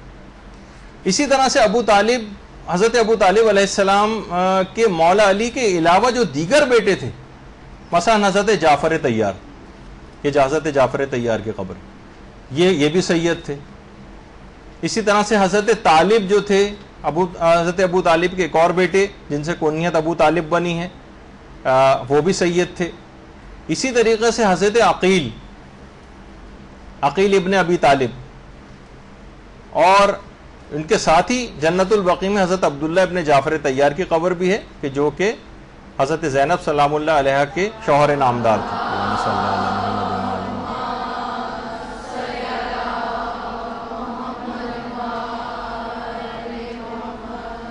تو یہ بھی سید تھے، یعنی یہ سب کے سب افراد بھی سید ہیں اور ان کی اولادیں بھی سب سید۔ البتہ بعض دلائل الگ سے ہیں کہ سہم سعادت فقط اولاد حضرت زہرا ہی کو دیا جائے گا، زیادہ تر علماء اس کے قائل ہیں۔ البتہ کچھ مراجع ایسے گزرے ہیں پہلے کہ جو دیگر افراد ہیں ان کو بھی، جیسے جعفر، طالب اور عقیل کی جو اولادیں ہیں، ان کو بھی سہم سعادت وغیرہ دینے کے قائل تھے۔ اچھا، اسی لحاظ سے پیغمبر اسلام خود ہاشمی سید تھے، پیغمبر اسلام بھی۔ ان کی اولادوں میں حضرت زہرا کے علاوہ طیب، قاسم، طاہر، یا جو کہ حضرت ابراہیم تھے، پیغمبر اسلام کے بیٹے ہی حضرت پیغمبر اسلام کے بیٹے حضرت ابراہیم کی قبر مبارک ہے جنت البقیع، جو بچپن ہی کے زمانے میں سارے بیٹے انتقال کر گئے تھے حکم خدا سے، یہ سب کے سب بھی سید تھے۔ اچھا، اگر وہ موجود ہوتے پیغمبر کے بیٹے، تو ان کی بھی جو نسلیں ہوتی وہ بھی ساری کی ساری سید ہوتی۔ اسی طرح مولا علی کی جو دیگر ازواج سے جو اولادیں حضرت زہرا کے علاوہ بھی، وہ سب سید علوی کہلاتے ہیں، سید علوی۔ جس طرح حضرت عباس علمدار علیہ الصلوۃ والسلام یہ سید علوی تھے۔ اللہم صلی اللہ علیہ وسلم۔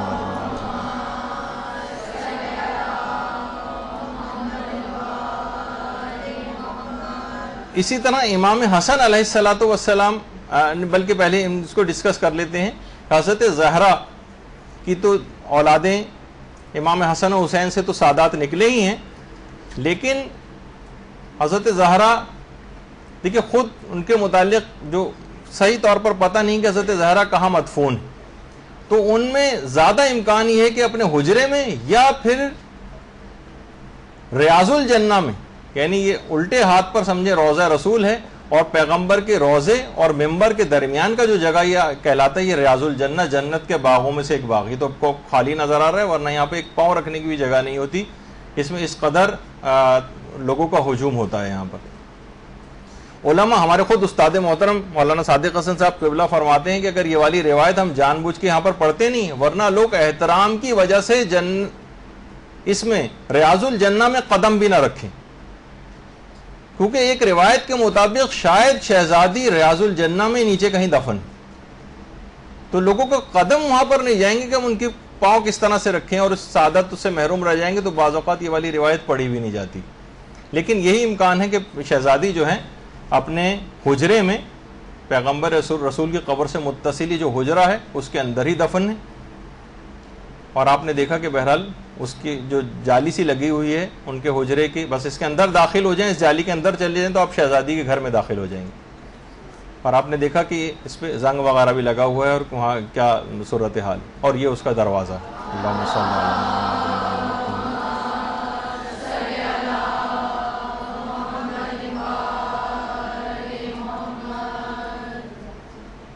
تو یہ جگہ آپ کو کیوں دکھائی؟ شہزادی تو یہاں پر ہیں دفن، لیکن ہم بات کر رہے ہیں ان کی اولاد کی۔ حضرت محسن کی شہادت کے بعد، شاید سقط کے بعد، وہ بھی یہیں پر ہی مدفون ہیں، اور اگر وہ بھی مثلا حکم خدا سے اور ان مظالم کے نتیجے میں جو ہے وہ شہید ہو گئے اور ساقط ہو گئے تھے محسن۔ آیت اللہ بہجت فرماتے ہیں اگر آج حضرت محسن زندہ ہوتے اور ان کی نسل ہوتی تو نسل سادات محسنی کہلاتی، جس طریقے سے سادات حسنی ہیں، سادات حسینی ہیں، اسی طریقے سے ان کی نسل سادات محسنی کہلاتی. تو اچھا، اسی طریقے سے حضرت امام حسین علیہ الصلوۃ والسلام، اللہم صلی علی محمد وعلی محمد،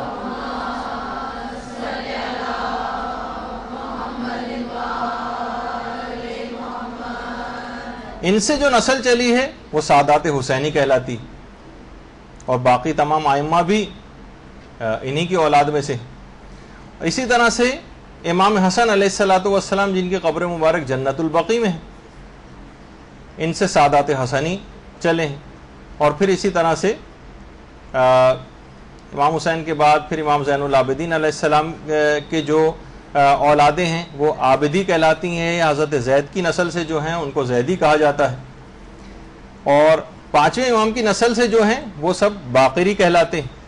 چھٹے امام کی نسل سے جو ہیں وہ جعفری کہلاتے ہیں. اور اسی طرح سے حضرت امام موسیٰ کاظم علیہ السلام کی نسل سے جو ہیں اللہم صلی علی محمد وعلی محمد،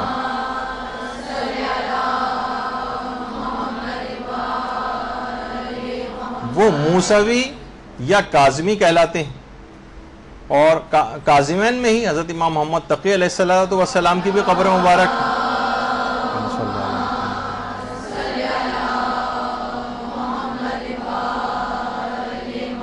تو وہ تقوی کہلاتے ہیں. تقوی نہیں، تقوی یا جوادی یہ کہلاتے ہیں.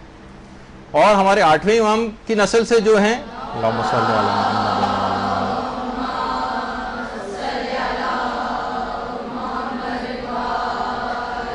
وہ رضوی کہلاتے ہیں. اچھا، لوگ رضوی پڑھتے ہیں، رضوی صحیح نہیں ہے، رضوی ہے.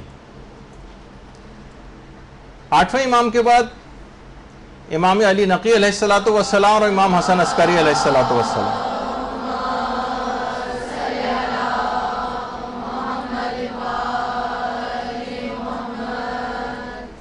حضرت امام علی نقی علیہ السلام کے نقوی کہلاتے ہیں، نقوی نہیں نقوی.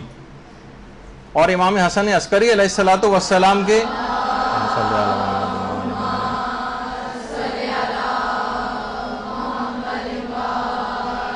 ان کے تو فقط ایک ہی فرزند ہیں، اور وہ ہیں حضرت حجت امام زمانہ علیہ الصلوۃ والسلام.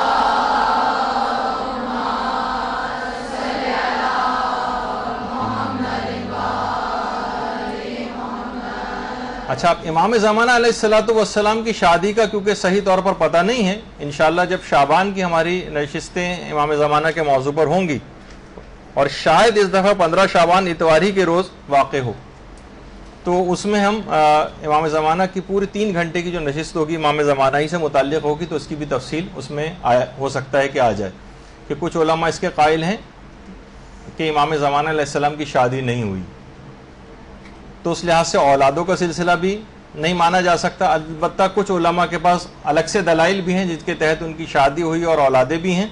لیکن کیونکہ میں پہلے بھی بیان کر چکا ہوں پچھلی نشستوں میں جب امام زمانہ کی گفتگو ہوئی تھی کہ طول عمر جو ہے وہ امام زمانہ کا معجزہ ہے، ان کی اولادوں اور بیویوں کا معجزہ نہیں. تو اب تو اماموں کی اگر اولادیں پیدا بھی ہوئی تھیں تو پیدا ہو کے اور انتقال ہو کے پھر مزید اولادیں اور ان کی اولادیں ظاہر تقریباً 1000 سال کے قریب کا معاملہ پہنچ گیا ہے.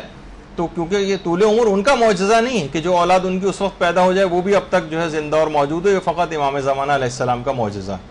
تو اس لحاظ سے امام زمانہ کی شادی کا پتہ نہیں ہے، تو ان کی اولادوں ان کی نسل چلنے کے اعتبار سے وہ بھی چیز کوئی بھی چیز ہمیں کنفرم نہیں. اچھا، اب بہت سے لوگوں کا نظریہ یہ ہے کہ سید فقط اولاد امیر المومنین اور اولاد زہرا کا نام. تو کیا ایسا ہے؟ کیا فقط سید ان دو یعنی ایک کچھ لوگوں کا نظریہ ہے جو اس قسم کے نظریات کو فروغ دے رہے ہیں، وہ فرماتے ہیں کہ سید فقط امیر المومنین اور حضرت زہرا کی اولاد ہی کا نام. تو اس نظریے میں کئی خرابیاں پائی جاتی ہیں، یہ بہت زیادہ پروموٹ کی جا رہی ہے چیز. سب سے پہلی بات تو اس نظریے کی خرابی یہ ہے کہ اس لحاظ سے اگر نسل سعادات فقط امیر المومنین اور حضرت زہرا ہی کو کہا جائے گا تو اس لحاظ سے سب سے پہلے آپ کو رسول اللہ اور مولا علی کو سیادت سے خارج کرنا پڑے گا. سب سے پہلے تو وہ خارج ہو جائیں گے کہ وہ تو ان کی اولاد میں سے نہیں. اس لحاظ سے اگر اس نظریے کو فروغ دیا جائے تو حضرت ابو طالب، حضرت عبد المطلب اور حضرت حمزہ، حضرت عقیل، جعفر طیار، محمد حنفیہ اور حضرت ابو الفضل العباس علمدار کو بھی سیادت سے خارج کرنا پڑے گا اگر اولاد امیر المومنین اور اولاد زہرا ہی کا نام فقط سید ہے. تو یہ ایک بہت بڑا مسئلہ ہے جو لوگوں کو، تو اس نظریے میں بہت ساری خرابیاں ہیں. اچھا دیکھیے، سیدانی اور جو سید کی اولاد ہوتی یہ تو پیور سید ہے، سب کو معلوم ہے کہ جس میں باپ بھی سید ہو اور ماں بھی سیدانی ہو، ان کی اولاد سید ہوتی، یعنی جو ماں اور باپ دونوں کی طرف سے سید ہوں وہ سید ہیں. لیکن اگر ماں سیدانی ہو اور غیر سید باپ ہو تو ان کی اولاد میرزا کہلائی جاتی ہے. مرزا نہیں جو ہمارے ہاں کہا جاتا ہے جس میں یہ نہیں ہوتے، میرزا. تو یعنی جو ماں کی طرف سے سید ہوں، باپ کی طرف سے سید نہ ہوں. اور اگر سیادت کو ہم فقط منحصر کر دیں امیر المومنین اور شہزادی میں تو اس میں خرابی یہ لازم آئے گی کہ سیادت فقط 4 افراد کے اندر منحصر ہو جائے گی، حضرت زینب و ام کلثوم اور حضرت امام حسن اور امام حسین علیہ السلام. اور لازمی اس کا نتیجہ یہ ہوگا کہ زینب و ام کلثوم کی شادی غیر سادات میں ماننی پڑے گی، کیونکہ سیادت تو فقط ان 4 میں ہے نا. تو پھر حضرت زینب اور ام کلثوم کی شادی غیر سیدوں میں ہوئی، تو کسی نہ کسی ایک نظریے کو، تو ان نظریات کے حامل افراد کو ایک نظریے کو خیر آباد کہنا پڑے گا. تو یہ ایک آپ اگر کہیں موقع پیش آ جائے تو آپ یہ چیز بیان کر سکتی ہیں. اچھا، کیا تاریخ میں کوئی ایسا ثبوت ہے؟ بہت سے ہو سکتا ہے آپ سے لوگ یہ سوال کریں کہ بھائی کہیں آپ بتائیے کہ تاریخ میں کہیں کسی جگہ پر سیدانی کی غیر سید سے کوئی شادی ہوئی ہو. تو آیت اللہ ناصر مکارم شیرازی نے مجموعہ استفتاء میں یہی سوال ان سے پوچھا گیا کہ آپ کے پاس کوئی دلیل ہے ایسی کہ یا کوئی مثال ہو ایسی کہ جس میں سیدانی کی غیر سید سے شادی کو ثابت کیا گیا ہو، جس تاریخ میں موجود ہو تاکہ ہمیں پتہ چل جائے. تو ان کی جو استفتاء کی پہلی جلد ہے اس میں سوال نمبر 706 جو ہے اس میں آیت اللہ ناصر مکارم شیرازی نے جواب دیا، نہ صرف ایسے نکاح صدر اسلام میں تھے اور ائمہ کے ادوار میں موجود تھے، بلکہ سب سے زیادہ روشن مثال تو سورہ احزاب کی 37ویں آیت کے اندر. حضرت زینب بنت جہش، ان کے نکاح کا تذکرہ خود قرآن نے کیا ہے. پیغمبر اسلام کی جو چچزاد بہن تھیں زینب بنت جہش، سیدانی بھی تھیں، ہاشمیہ بھی تھیں. سیدانی ہاشمیہ حضرت زینب بنت جہش پیغمبر اسلام کی سگی چچزاد بہن ہاشمیہ، ان کا عقد اور نکاح خود پیغمبر اسلام نے زید ابن حارثہ جو ان کے غلام تھے اور غیر سید تھے ان سے کیا تھا. زید ابن حارثہ، اور یہ زید ابن حارثہ وہی ہیں کہ واحد وہ صحابی ہیں کہ جن کا نام قرآن کے اندر آیا. فلما قضا زید منہا، باقاعدہ حضرت زید کا نام قرآن کے اندر آیا ہے اور اس نکاح کا تذکرہ بھی قرآن کے اندر آیا ہے، نکاح اور اس کے بعد جو طلاق ہوئی تھی ان کی. تو حضرت زینب بنت جہش جو تھی یہ اولاد عبد المطلب میں سے تھی. حضرت زید سے جب ان کی طلاق ہو گئی تھی، جن کی طلاق کا تذکرہ قرآن نے کیا ہے، اس کے بعد پیغمبر اسلام نے خود ان سے شادی کر لی تھی. پیغمبر اسلام نے خود ان سے شادی کی. تو اس سے اندازہ لگائیں کہ اچھا، جو زید ابن حارثہ تھے یہ پیغمبر اسلام نے جن کو اڈاپٹ کر لیا تھا، لوگ ان کو اس زمانے میں زید ابن محمد کہا کرتے تھے کہ پیغمبر اسلام کے منہ بولے بیٹے. اور جب زید نے حضرت زینب بنت جہش کو طلاق دے دی تو پیغمبر اسلام نے خود شادی کر لی.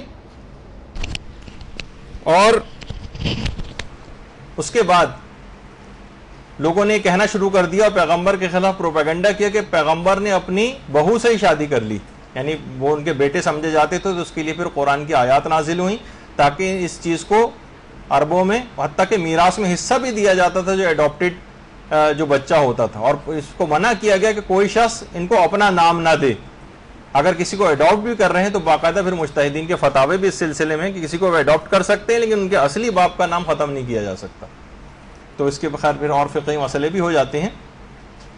تو پیغمبر اسلام نے خود ان کی طلاق کے بعد یہ شادی کی. خود حضرت زینب بنت جہش پیغمبر اسلام کی چچا زاد بہن سیدانی ہاشمیہ، اور ان کا عقد کس کے ساتھ ہو رہا ہے؟ زید ابن حارثہ کے ساتھ، جو کہ غیر سید تھے اور غلام تھے، اور ان کے نکاح کا اور طلاق کا تذکرہ خود جو ہے قرآن نے کیا.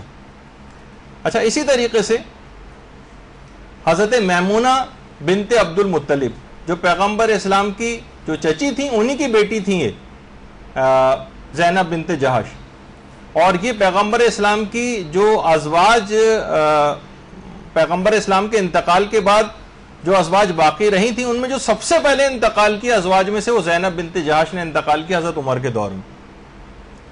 زینب بنت جہش بن ریاب ان کا نام تھا. اور اس کے علاوہ آیت اللہ ناصر مکارم شیرازی نے کچھ مثالیں اپنے استفتاحات جدید میں مزید بھی دی. فرمایا کہ ذبحہ یہ اولاد حضرت عبد المطلب میں سے تھیں، سیدانی تھیں، ہاشمیہ تھیں، اور ان کی شادی خود حضرت مقداد سے ہوئی تھی، حضرت مقداد سے. اور پیغمبر نے جب شادی خود کروائی تھی اور فرمایا تھا کہ اس شادی کو کروانے کا میرا مقصد یہ ہے کہ ازدواج میں وسعت پیدا ہو، یعنی شادیاں آسان ہو جائیں، اس میں رکاوٹیں نہ ڈالی جائیں. اور وسائل الشیعہ کی 14ویں جلد کے اندر باقاعدہ اس کی تفصیل آئی. اور آیت اللہ ناصر مکارم شیرازی نے اپنے استفتاح میں مزید باتیں بھی کہیں اور فرمایا کہ ہمارے دور کے جو عظیم سید مہاراجے گزرے، مثلا آیت اللہ العظمیٰ آقا خوئی، انہوں نے اپنی ایک بیٹی کی شادی غیر سیدوں میں کی. اسی طریقے سے آیت اللہ سید محمد رضا گل پائگانی، جن کی اس سے پہلے تقلید ہوا کرتی تھی، وہ خود انہوں نے اپنی بیٹی کی شادی آیت اللہ لطف اللہ صافی گل پائگانی سے کی. تم زندہ ہیں، موجود ہیں، حیات ہیں.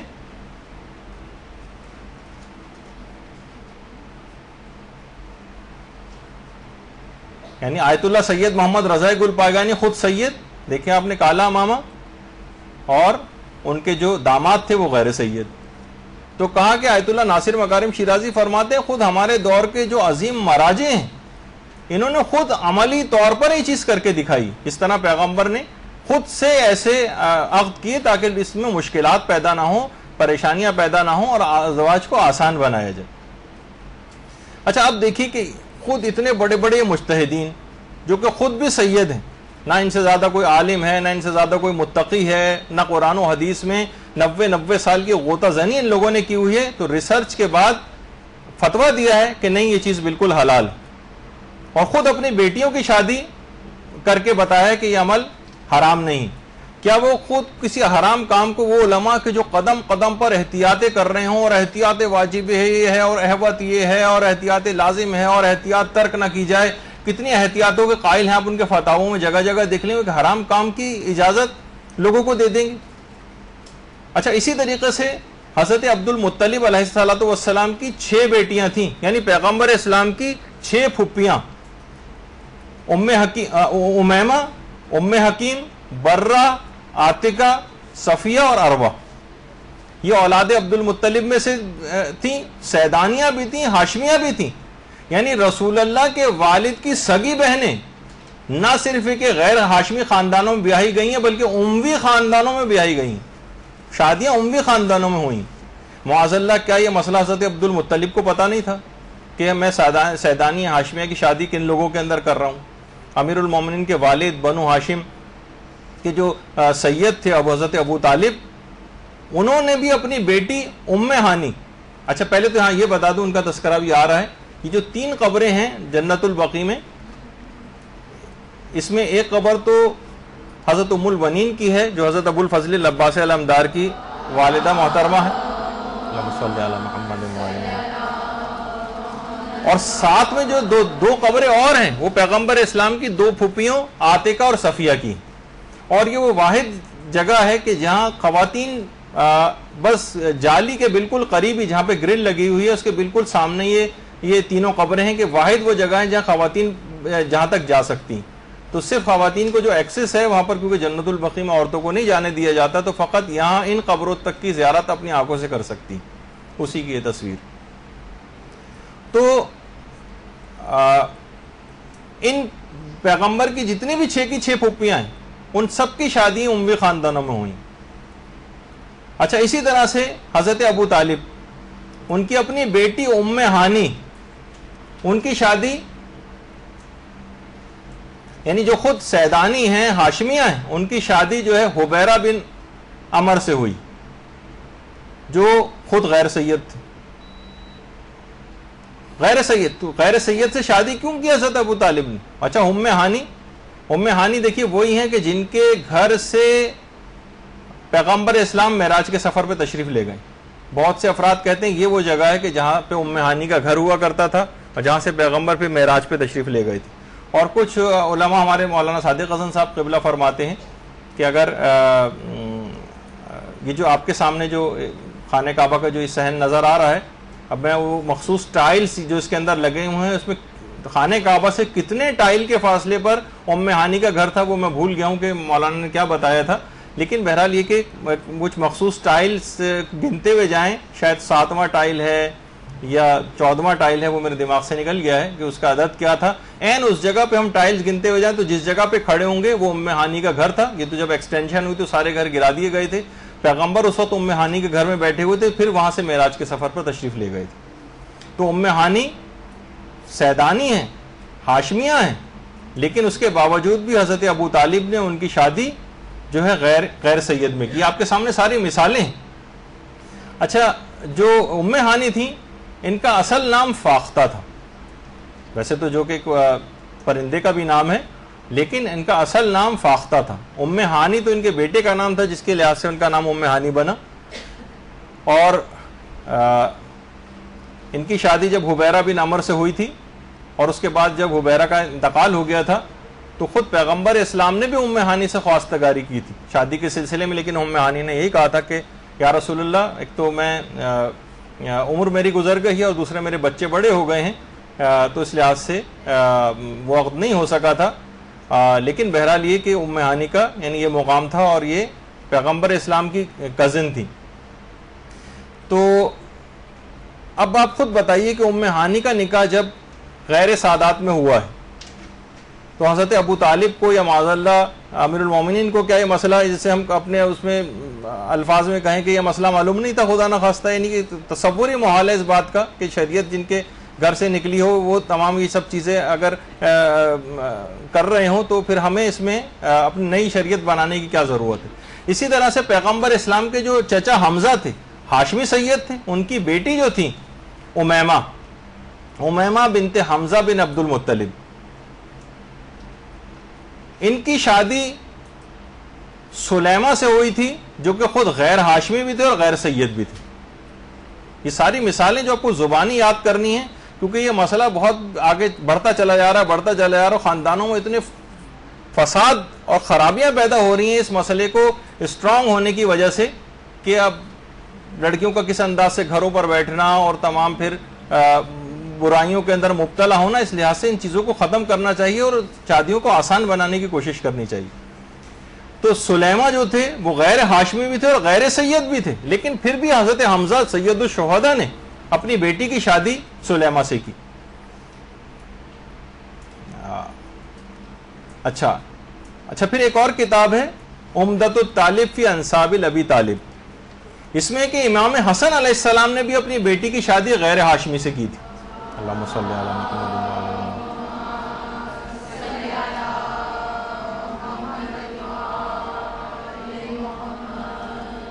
اور ان کے شوہر کا نام بھی روایتوں کے اندر آیا ہے اور وہ ہے عمر ابن منظر. یہ خود غیر ہاشمی بھی تھے، غیر سید بھی تھے، لیکن امام حسن نے بھی اپنی بیٹی کی شادی ان سے کی تھی.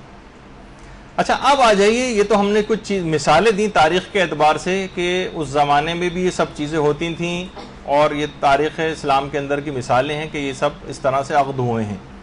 اچھا اب منکرین کچھ دلائل پیش کرتے ہیں اس بات کے، جو اس بات کو بہت شد و مت کے ساتھ جو کتابیں لکھی جا رہی ہیں اور فری بانٹی جا رہی ہیں اس کے اعتبار سے. وہ ایک حدیث کہ حضرت جعفر طیار جب شہید ہو گئے تھے تو پیغمبر اسلام امیر المومنین کے ساتھ حضرت جعفر طیار کے گھر گئے اور ان کے گھر جا کر ان کے بچوں کو تسلی دی، ان کے سر پر ہاتھوں کو پھیرا اور حضرت علی سے فرمایا کہ علی تم کو اپنی لڑکیوں کے رشتے کی فکر کی کوئی ضرورت نہیں، یہ دونوں تمہاری دونوں لڑکیاں زینب و ام کلثوم جعفر کے دونوں بیٹوں عبداللہ اور محمد کو بیائی جائیں گی. اور پیغمبر نے ان دونوں کی اولادوں کو وَنَظَرَ النَّبِيُّ إِلَىٰ أَوْلَادِ عَلِيٍّ وَجَعْفَرٍ، پیغمبر نے ان دونوں کی اولادوں کو، علی اور جعفر کی اولادوں کو دیکھ کر ارشاد فرمایا، فقال، کہا، بناتنا لبنینا و بنونا لبناتنا، ہماری بیٹیاں ہمارے بیٹوں کے لیے ہیں اور ہمارے بیٹے ہماری بیٹیوں کے لیے ہیں۔ دیکھیے اب یہاں سے جو ہے وہ دلیل شروع ہو رہی ہے، یعنی ہماری لڑکیاں ہمارے لڑکوں کے لیے ہیں اور ہمارے لڑکے ہماری لڑکیوں کے لیے ہیں۔ اچھا، اب اس کا اب ہم تجزیہ کرتے ہیں۔ دیکھیے واجب و حرام کی جو دلیلیں ہوتی ہیں نا، کہ کسی بھی چیز کو ہم واجب قرار دیں یا حرام قرار دیں، تو اس کے لیے بہت مضبوط دلیل ہونی چاہیے۔ کوئی بھی ضعیف قسم کی روایت، مرسل روایت یا مرفوع روایت، یہ والی حدیثیں کام نہیں آتی۔ اچھا، یہ جو حدیث ہے یہ مختلف طریقوں سے کتابوں کے اندر نقل ہوئی، اور اس میں بھی اگر آپ دیکھیں کہ وہی روایت ہے جو بار بار آ رہی ہے، اور اس میں لکھا ہوا ہے رواہ مرسلہ، اور دو طرح سے یہ روایت آئی ہے۔ اچھا، اور یہ جو روایت ہے یہ جن کتابوں کے اندر ہے پہلے تو وہ لکھ لیں، کیونکہ یہ جگہ جگہ یہ پیش کی جائے گی، کہیں پہ بھی آپ کوئی بات بیان کرنے جائیں گی تو ہو سکتا ہے کوئی کہہ کے دیکھیے یہ روایت ہے۔ ملا یاظہر الفقہ کی تیسری جلد میں ہے، حدیث نمبر 4384، اور وسائل الشیعہ میں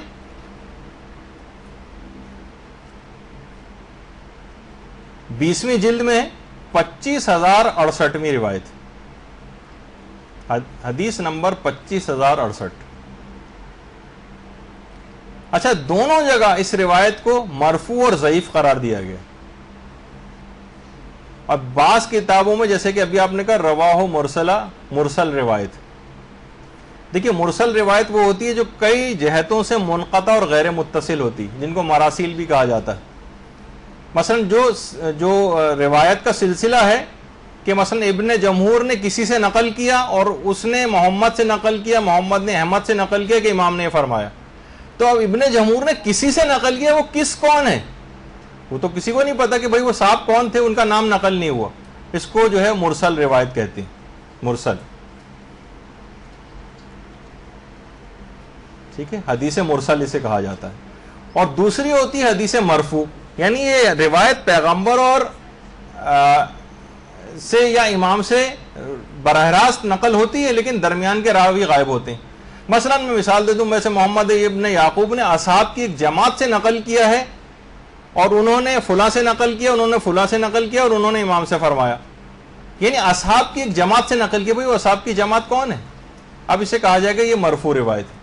تو اب آپ خود بتائیے کہ کیا اس طرح کی جو کمزور روایت ہوں، ضعیف روایت ہوں، مرسل روایت ہوں، مرفوع روایتیں ہوں، ان سے کوئی واجب و حرام کا مسئلہ طے ہوگا؟ ہر جگہ کی لکھا ہوا ہے کہ روایت ضعیف ہیں، مرفوع ہیں، مرسل۔ اچھا، اب اگر ہم اس کے ایک ضعیف روایت، اچھا اب اس کے بعد اگر ہم دیکھیں تو اس کے راویوں میں سے بھی احمد ابن محمد سیاری، یہ اس کے راویوں میں سے ایک، ان کے متعلق آیت اللہ خوئی نے معجم الرجال کی دوسری جلد میں کہا ہے کہ یہ راوی ضعیف بھی تھا، فاسد المذہب تھا، یہ غالی تھا، اور یہ محرف تھا، یعنی یہ تحریف کیا کرتا تھا حدیثوں کے اندر، اپنی طرف سے الفاظ ڈال دیے، نکال دیے، سب کرتا تھا، اور غالی تھا۔ اور ہم خود یہ دیکھتے ہیں کہ اس قسم کی جو سب چیزیں پیش کر رہے ہیں غالی حضرات ہی زیادہ پیش کر رہے ہیں۔ تو اس کا ایک راوی احمد ابن محمد سیاری خود ہی، آپ نے دیکھا کہ اس کا مذہب کیا ہے۔ اور اس کا جو دوسرا راوی ہے اس حدیث کا، وہ اسحاق ابن محمد ابو یعقوب الاحمر، اس کے متعلق بھی آقا خوئی نے معجم الرجال میں لکھا ہے کہ یہ معدن التخلیط تھا، یعنی کان تھا یہ خلط ملط کرنے کا، یعنی ادھر کی باتیں، یعنی الٹی سیدھی باتیں ملا دینا، نکال دینا روایت میں سے۔ فاسد المذہب تھا، اس کا مذہب خراب تھا، کذاب پھر روایہ تھا، یہ جھوٹی روایتیں نقل کرنے والا تھا، اور وضاع الحدیث تھا، یہ حدیثیں خود سے بناتا تھا۔ تو دیکھیے اب یہ جتنی بھی کتابیں لکھی جا رہی ہیں ان میں ان راویوں سے حدیثیں، کہ دیکھیے یہ ہے روایت سامنے کہ پیغمبر نے فرمایا ہماری بیٹیاں ہمارے بیٹوں کے لیے اور ہمارے بیٹے ہماری بیٹیوں کے لیے، تو اس کا مطلب ہے کہ سیدانی کی غیر سید سے شادی نہیں ہو سکتی، بلکہ ہمارے بیٹوں یعنی سیدی سے شادی ہوگی۔ اب یہ چیز ثابت کی جاتی ہے اس سے۔ تو اب خود بتائیے کہ ایسے راویوں سے لے کر کے دین بنایا جائے گا جن کے اندر یہ خصوصیات ساری پائی جا رہی ہیں۔ اچھا اب اگر حدیث یہ سند کے اعتبار سے صحیح بھی ہو، مثلا اگر ہم مان لیتے ہیں کہ اس کے راوی سارے صحیح بھی تھے، تب بھی اس کا متن حدیث کا یہ کہہ رہا ہے کہ اس کی یہ اپلیکیشن نہیں جو یہ لوگ کر رہے ہیں. اس میں ہر جگہ یہ پیغمبر نے فرمایا کہ وَنَظَرَ النَّبِي، پیغمبر نے اولاد علی اور جعفر کی طرف نگاہ ڈالی اور یہ کہا. دیکھیے ہر روایت کے اندر یہ تو حضرت جعفر طیار کیونکہ شہید ہو گئے تھے، اب ان کی اولادوں کا مسئلہ بھی تھا، تو پیغمبر نے کہا کہ اب گھبرانے کی کوئی بات نہیں. اس طرح ایک بزرگ شخص کا دلی خواہش ہوتی ہے کہ میری اولاد ہی کی شادیاں آپس میں ایک دوسرے سے ہو جائیں. پیغمبر نے ان دونوں کی اولادوں پر نگاہ ڈالی. دیکھیے اس کے معنی یہی ہے کہ پیغمبر نے فقط اس بات سے مخصوص یہ بات تھی، یہ قیامت تک آنے والی ساری سادات نسلوں کے لیے بات نہیں آئی، ورنہ پیغمبر الگ سے بھی کہہ سکتے تھے. یہ مخصوص واقعے والی بات تھی. جس طرح ایک بزرگ کی خواہش ہوتی ہے، پیغمبر نے اسی طرح سے خواہش کی. اچھا بالفرض اگر ہم یہ مان بھی لیں کہ یہ حدیث واجب کر رہی کہ بھئی سیدانی کی غیر سید سے شادی نہیں ہو سکتی، تو پھر آپ اس حدیث پہ پورا عمل کیوں نہیں کرتے؟ بنا تو نہ لے بنینا، ہماری بیٹیاں ہمارے بیٹوں کے لیے، تو ٹھیک ہے سیدانی کی غیر سید سے نہیں ہو سکتی، سید سے ہوگی. بھائی آگے بھی تو ہے، وہ بنونا لے بناتے نا، ہمارے بیٹے ہماری بیٹیوں کے لیے. اس طرح تو پھر غیر جو سید ہیں، جو خود سید مرد حضرات ہیں، وہ بھی کسی غیر سیدانی سے شادی نہیں کر سکتے، کیونکہ بیٹے ہم صرف ہماری بیٹیوں کے لیے. یہ کیا بات ہے کہ آپ نے حدیث کے صرف ایک ٹکڑے کو تو واجب کر کے لے لیے اور دوسرے ٹکڑے کو آپ نے ویسے ہی چھوڑ دیا؟ تو آپ خود دیکھیں نا کہ پیغمبر اسلام نے خود غیر سیدانیوں سے شادیاں کی ہیں. اگر ایسی کوئی بات ہوتی تو خود پیغمبر اس کام کو نہ کرتے. غیر ہاشمیوں میں کی ہیں، جبکہ پیغمبر کی اپنی سیدانی ہاشمی کزنز موجود تھیں، لیکن پھر بھی غیر ہاشمی حضرت خدیجہ سے شادی ہوئی. اور اسی طریقے سے اللہم صلی علی محمد وعلی محمد. اچھا اسی طرح سے ائمہ معصومین نے بھی اس کے بالکل برخلاف عمل کیا. ہمارے کتنے ہی ائمہ ایسے گزرے ہیں جن کی مائیں غیر سیدانیاں تھیں، عجمی تھیں، کنیزیں تھیں، کچھ افریقہ سے آئی ہوئی تھیں اور کچھ ام ولد تھیں. یعنی کنیز سے جو اولاد پیدا ہوتی ہے پھر اس کو ام ولد کہا جاتا ہے. تو اگر یہ کہ ہمارے بیٹے ہماری بیٹیوں کے لیے، تو پھر سیدوں کی شادی بھی غیر سیدانی لڑکیوں کے ساتھ حرام ہوتی، جبکہ ہم وہ خود اس بات کے بھی قائل نہیں ہیں جو اس بات کو کہتے ہیں، کیونکہ پیغمبر اور خود آپ نے ہمارے ائمہ کا عمل اس بات کے خلاف ہے. تو یہ کیسے ممکن ہے کہ حدیث کے ایک ٹکڑے کو تو ہم نے واجب بنا کر اور بالکل جو دوسرا ٹکڑا ہے اس کو بالکل ایسے چھوڑ دیں؟ تو ایک تو چیز یہ، اور پھر یہ جو بار بار چیز آئی کہ پیغمبر نے اولاد علی اور اولاد جعفر کو دیکھ کر یہ کہا، اس کی ایک خاص مصلحت بھی تھی کہ کل کو الزام لگے گا کہ حضرت علی نے حضرت ام کلثوم کی شادی عمر سے کر دی تھی، حضرت عمر سے کر دی تھی. تو لہٰذا وضاحت کے ساتھ یہ اس بات کی تردید آ گئی کہ ان کی شادیاں جعفر کے بیٹوں سے ہوں گی، یعنی ان کا. تو لہٰذا اس قسم کی جو یہ روایت پیش کی جاتی ہے اس کا کوئی بھی تعلق سیدانی کی غیر سید سے شادی سے نہیں. یہ صرف فقط اولاد علی اور خاص اولاد جعفر کی، خاص جعفر طیار کی شہادت ہو گئی تھی، تو اس موقع پر فقط ایک بزرگ کی حیثیت سے پیغمبر نے اپنے خاندان کے حوالے سے ایک بات کہی تھی. اچھا جب دیکھیے پیغمبر اسلام کو اگر یہ بات پتہ تھی کہ نسل سادات، دیکھیے اگر میں اس کو بالکل وضاحت اور صراحت کے ساتھ اس بات کو حرام کر کے نہیں جاؤں گا تو نسل سادات اس برائی کے اندر پڑ جائے گی، اور وہ غیر سیدانی سیدانی لڑکیوں کی شادی غیر سیدوں کے اندر ہوگی اور میری نسل خراب ہوگی. تو پیغمبر کو چاہیے تھا کہ واضح ترین حدیثیں اس سلسلے میں کہہ کر جاتے. لیکن پیغمبر نہ صرف یہ کہ اس سلسلے میں کوئی بات نہیں کہہ کے گئے، جبکہ ہم دیکھتے ہیں کہ نکاح کے سلسلے میں اگر آپ روایات کا مطالعہ کریں تو اتنی تفصیل کے ساتھ پیغمبر نے ایک چیز بتائی ہے کہ مثلا جن کے ساتھ نکاح مکروہ بھی قرار دیا گیا ہے، اس میں کہا کہ جناب قبیلہ زنج کے ساتھ، یعنی معتبر روایتیں، زنج کے ساتھ مکروہ، زنجی قبیلہ تو شاید کہیں پایا بھی نہیں جاتا. کردوں کے ساتھ مکروہ شادی، کیونکہ ایک روایت میں کہ کرد جو ہیں وہ شیطان کی جنوں کی نسل سے ہیں، تو اس وجہ سے کردوں کے ساتھ بھی جو ہے مکروہ ہے. شارب الخمر جو شراب پیتا ہے اس کے ساتھ شادی مکروہ ہے. مخنث کے ساتھ شادی مکروہ ہے. بد اخلاق کے ساتھ شادی مکروہ ہے. کتنی روایتیں الگ الگ ہیں. تو مکروہات کے لیے تو اتنی تفصیل کے ساتھ روایتوں پہ روایتیں اور معتبر روایتیں آ جائیں، اور جو واجبات و حرام کا مسئلہ ہو اس میں پیغمبر خاموشی اختیار کر لیں یا اشاروں کا نیوں کے اندر بات کریں، کیا یہ ممکن ہے؟ نہیں، ممکن نہیں. اس کے لیے بھی صراحت کے ساتھ حدیثیں ہونی چاہیے تھی. تو معلوم یہ چلا کہ یہ حکم کوئی وہ نہیں تھا، بلکہ عام نہیں تھا، بلکہ فقط اولاد علی اور اولاد جعفر ہی کے سلسلے میں تھا. یہ جو ہجڑے وغیرہ ہوتے ہیں ان کو کہتے ہیں. آپ کو بھی ان سب میں سے صرف یہی مسئلہ پوچھنا تھا. اچھا خیر.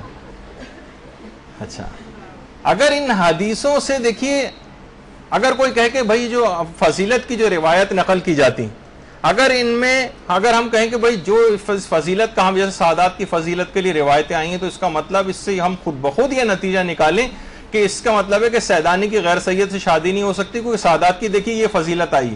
اگر یہی آپ کو یہی والی دلیل ہے تو ہم کتنی روایتیں ایسی پیش کر سکتے ہیں. مثلا سلمان منا اہل البیت, سلمان ہمارے اہل بیت میں سے, تو کیا حضرت سلمان فارسی سید ہو گئے؟ نہیں, ان کی فضیلت ضرور بتائی گئی لیکن اس سے وہ تخصصات حاصل نہیں ہوئے. تو یعنی ان جیسا غیر ہاشمی بھی وہ بھی اہل بیت میں شمار کیا گیا. اسی طریقے سے فقط یہی نہیں بلکہ آپ کے سامنے کتنے ہی افراد ایسے ہیں کہ جن کے متعلق یہ چیز آئی ہے, سلمان منا اہل البیت. ابو ذر کے لیے بھی آیا کہ یہ بھی ہمارے اہل بیت میں سے. یہ بھی سن لیجئے, فقط حضرت سلمان فارسی کے لیے یہ چیز نہیں آئی بلکہ کتنے افراد کے لیے آئی. ابو عبیدہ کے لیے آئی ہے کہ یہ ہم اہل بیت میں سے ہیں. اب اس سے آپ چاہیں تو نام لکھ دیں. چھٹے امام ایک دفعہ ایک جگہ پہ موجود تھے, اللہم صلی علی محمد و آل محمد.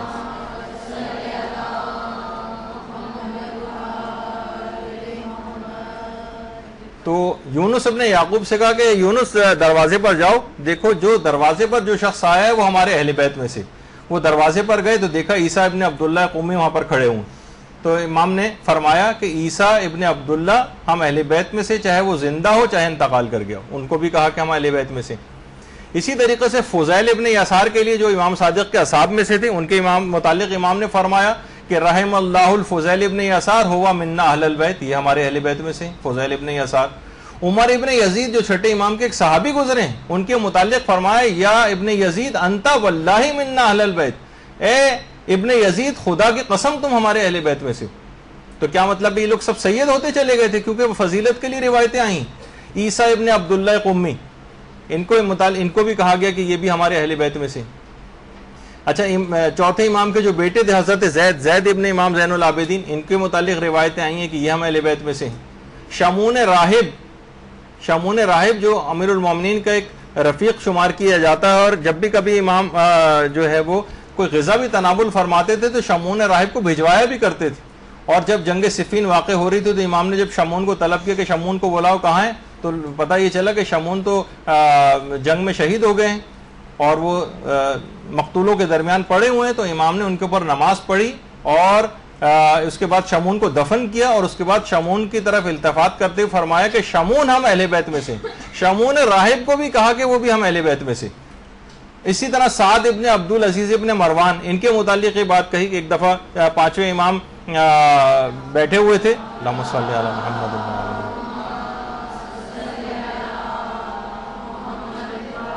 کہ سعد ابن عبدالعزیز ابن مروان, ان کو امام سعد الخیر کہا کرتے تھے. دیکھا ایک دفعہ کہ یہ عورتوں کی طرح سے رو رہے ہیں, جس طریقے سے باقاعدہ عورتیں بلک بلک کر روتی. تو امام نے پوچھا کہ سعد کیوں رو رہے ہو؟ تو کہا کہ مولا میں کیوں نہ روؤں, کیونکہ قرآن نے مجھے شجر ملونہ میں قرار دیا, بنو امیہ سے تھے. امام نے کہا لستا منہم انت اموی منا اہل البیت, تم اگرچہ بنو امیہ سے ہو لیکن ہم اہل بیت میں سے, تم شجر ملونہ میں نہیں. تو سعد ابن عبدالعزیز ابن مروان کے متعلق یہ بات کہی کہ تم ہم اہل بیت میں سے ہو. اسی طریقے سے جریر ابن عبداللہ بجلی کے متعلق فرمایا پیغمبر نے کہ یہ ہم اہل بیت میں سے ہیں. اسی طریقے سے عمر ابن ابی سلمہ جو کہ ان کے متعلق کہا گیا کہ یہ بھی ہم اہل بیت میں سے ہیں. میرے پاس اتنا وقت نہیں, تیز رفتاری سے گزرنا ہے. ہمارے خالص شیعہ ہم اہل بیت میں سے ہیں. اس کا مطلب جتنے بھی خالص شیعہ ہیں چاہے وہ غیر سیدی کیوں نہ, وہ اہل بیت میں سے ہیں اور سب کے سب سید ہو جائیں گے کیونکہ اہل بیت سارے سید ہیں. اسی طریقے سے یہ بھی فرمایا امام نے کہ جو بھی تقوی اختیار کرتا ہے اور اپنی اصلاح کر لیتا ہے وہ ہم اہل بیت میں سے. کتنی دیکھیے کتنی اہل بیت میں چیزیں آ رہی ہیں. شہداء سب کے سب ہم اہل بیت میں سے. اسی طریقے سے امام نے فرمایا کہ ان الابرار من اہل البیت, جتنے نیک افراد ہیں وہ سب ہم اہل بیت میں سے. تو یہ دیکھیے سب چیزیں اگرچہ یہ فضیلت کی روایتیں ہیں لیکن ہم ان فضیلت کی روایتوں سے کوئی ایسی چیز ثابت نہیں کریں گے جو کہ غیر شرعی طور پر کوئی چیز ہوگی. اچھا اسی طریقے سے جو بھی ہماری اتباع کرتا ہے, جو ہم سے محبت کرتا ہے, وہ بھی اہل بیت میں سے. تو کتنی ساری چیزیں سب کچھ آ گئیں. یا پیغمبر نے فرمایا انا و علی ابا الامہ, میں اور علی امت کے دو باپ ہیں. اور آپ جب امت کے باپ ہو گئے تو جن کی نسل ساری کی ساری ہوئی، جو بھی امت ہوئی وہ سب کی سب سید ہو گئی. ہم کہیں کہ کیونکہ حضرت علی خود سید تھے تو ان کی اولاد بھی سید ہے، تو حضرت علی اور رسول اللہ کیونکہ امت کے دو باپ ہیں. یہ فضیلت بتانے کی روایتیں الگ ہیں، اس سے شادی کے مسئلے پہ انطباق نہیں کر سکتے ان کا، ورنہ ان سب کے لحاظ سے تو ہمارے شیعہ ہم اہل بیت میں سے، یہ کتنے زیادہ اماموں نے کہا. اس طرح سے تو بتائیے سارے کے سارے شیعہ بھی سب سید ہو گئے، اب کوئی غیر سید باقی نہیں رہا. تو اس لحاظ سے یہ والا مسئلہ بھی بالکل جو ہے ختم ہو جانا چاہیے تھا. تو 2 سے 3:30 کچھ وقت آپ کو دے دیا جائے میرا خیال ہے جی. تو ابھی تھوڑی سی چیزیں اور باقی رہ گئی ہیں، لیکن یہ آج انشاءاللہ کیونکہ تھوڑی سی آپ کو پتہ ہے کہ بعض اوقات بہت تیز رفتاری سے بھی ہم گزر رہے ہیں. اس کی بہرحال سی ٹی وغیرہ بھی اویلیبل ہو جائے گی، اگر بعد میں بھی چاہیں تو آپ لے سکتی ہیں. نوٹس بھی آپ لوگوں کو مل جائیں گے، لیکن آپ کو دیکھیں یہ چیزیں یاد کرنی، اس کے بغیر ورنہ کام چلے گا نہیں، اور یہ انحرافات اس طریقے سے پھیلتے چلے جائیں گے. تو آج ابھی تھوڑا سا آپ کو 10 منٹ کا ہم وقفہ دیتے ہیں تاکہ اس دوران آپ کچھ پانی وغیرہ پی لیں اور فریش ہو جائیں، تاکہ پھر ہم اس گفتگو کو پھر مزید آگے بڑھائیں. اور اگر جو بھی آپ کے سوالات ہیں چاہے تو وہ سب سوالات وغیرہ آپ اپنے پاس جو ہے وہ لے کر رکھیں، تو انشاءاللہ بعد میں ان کے متعلق گفتگو آگے بڑھے گی.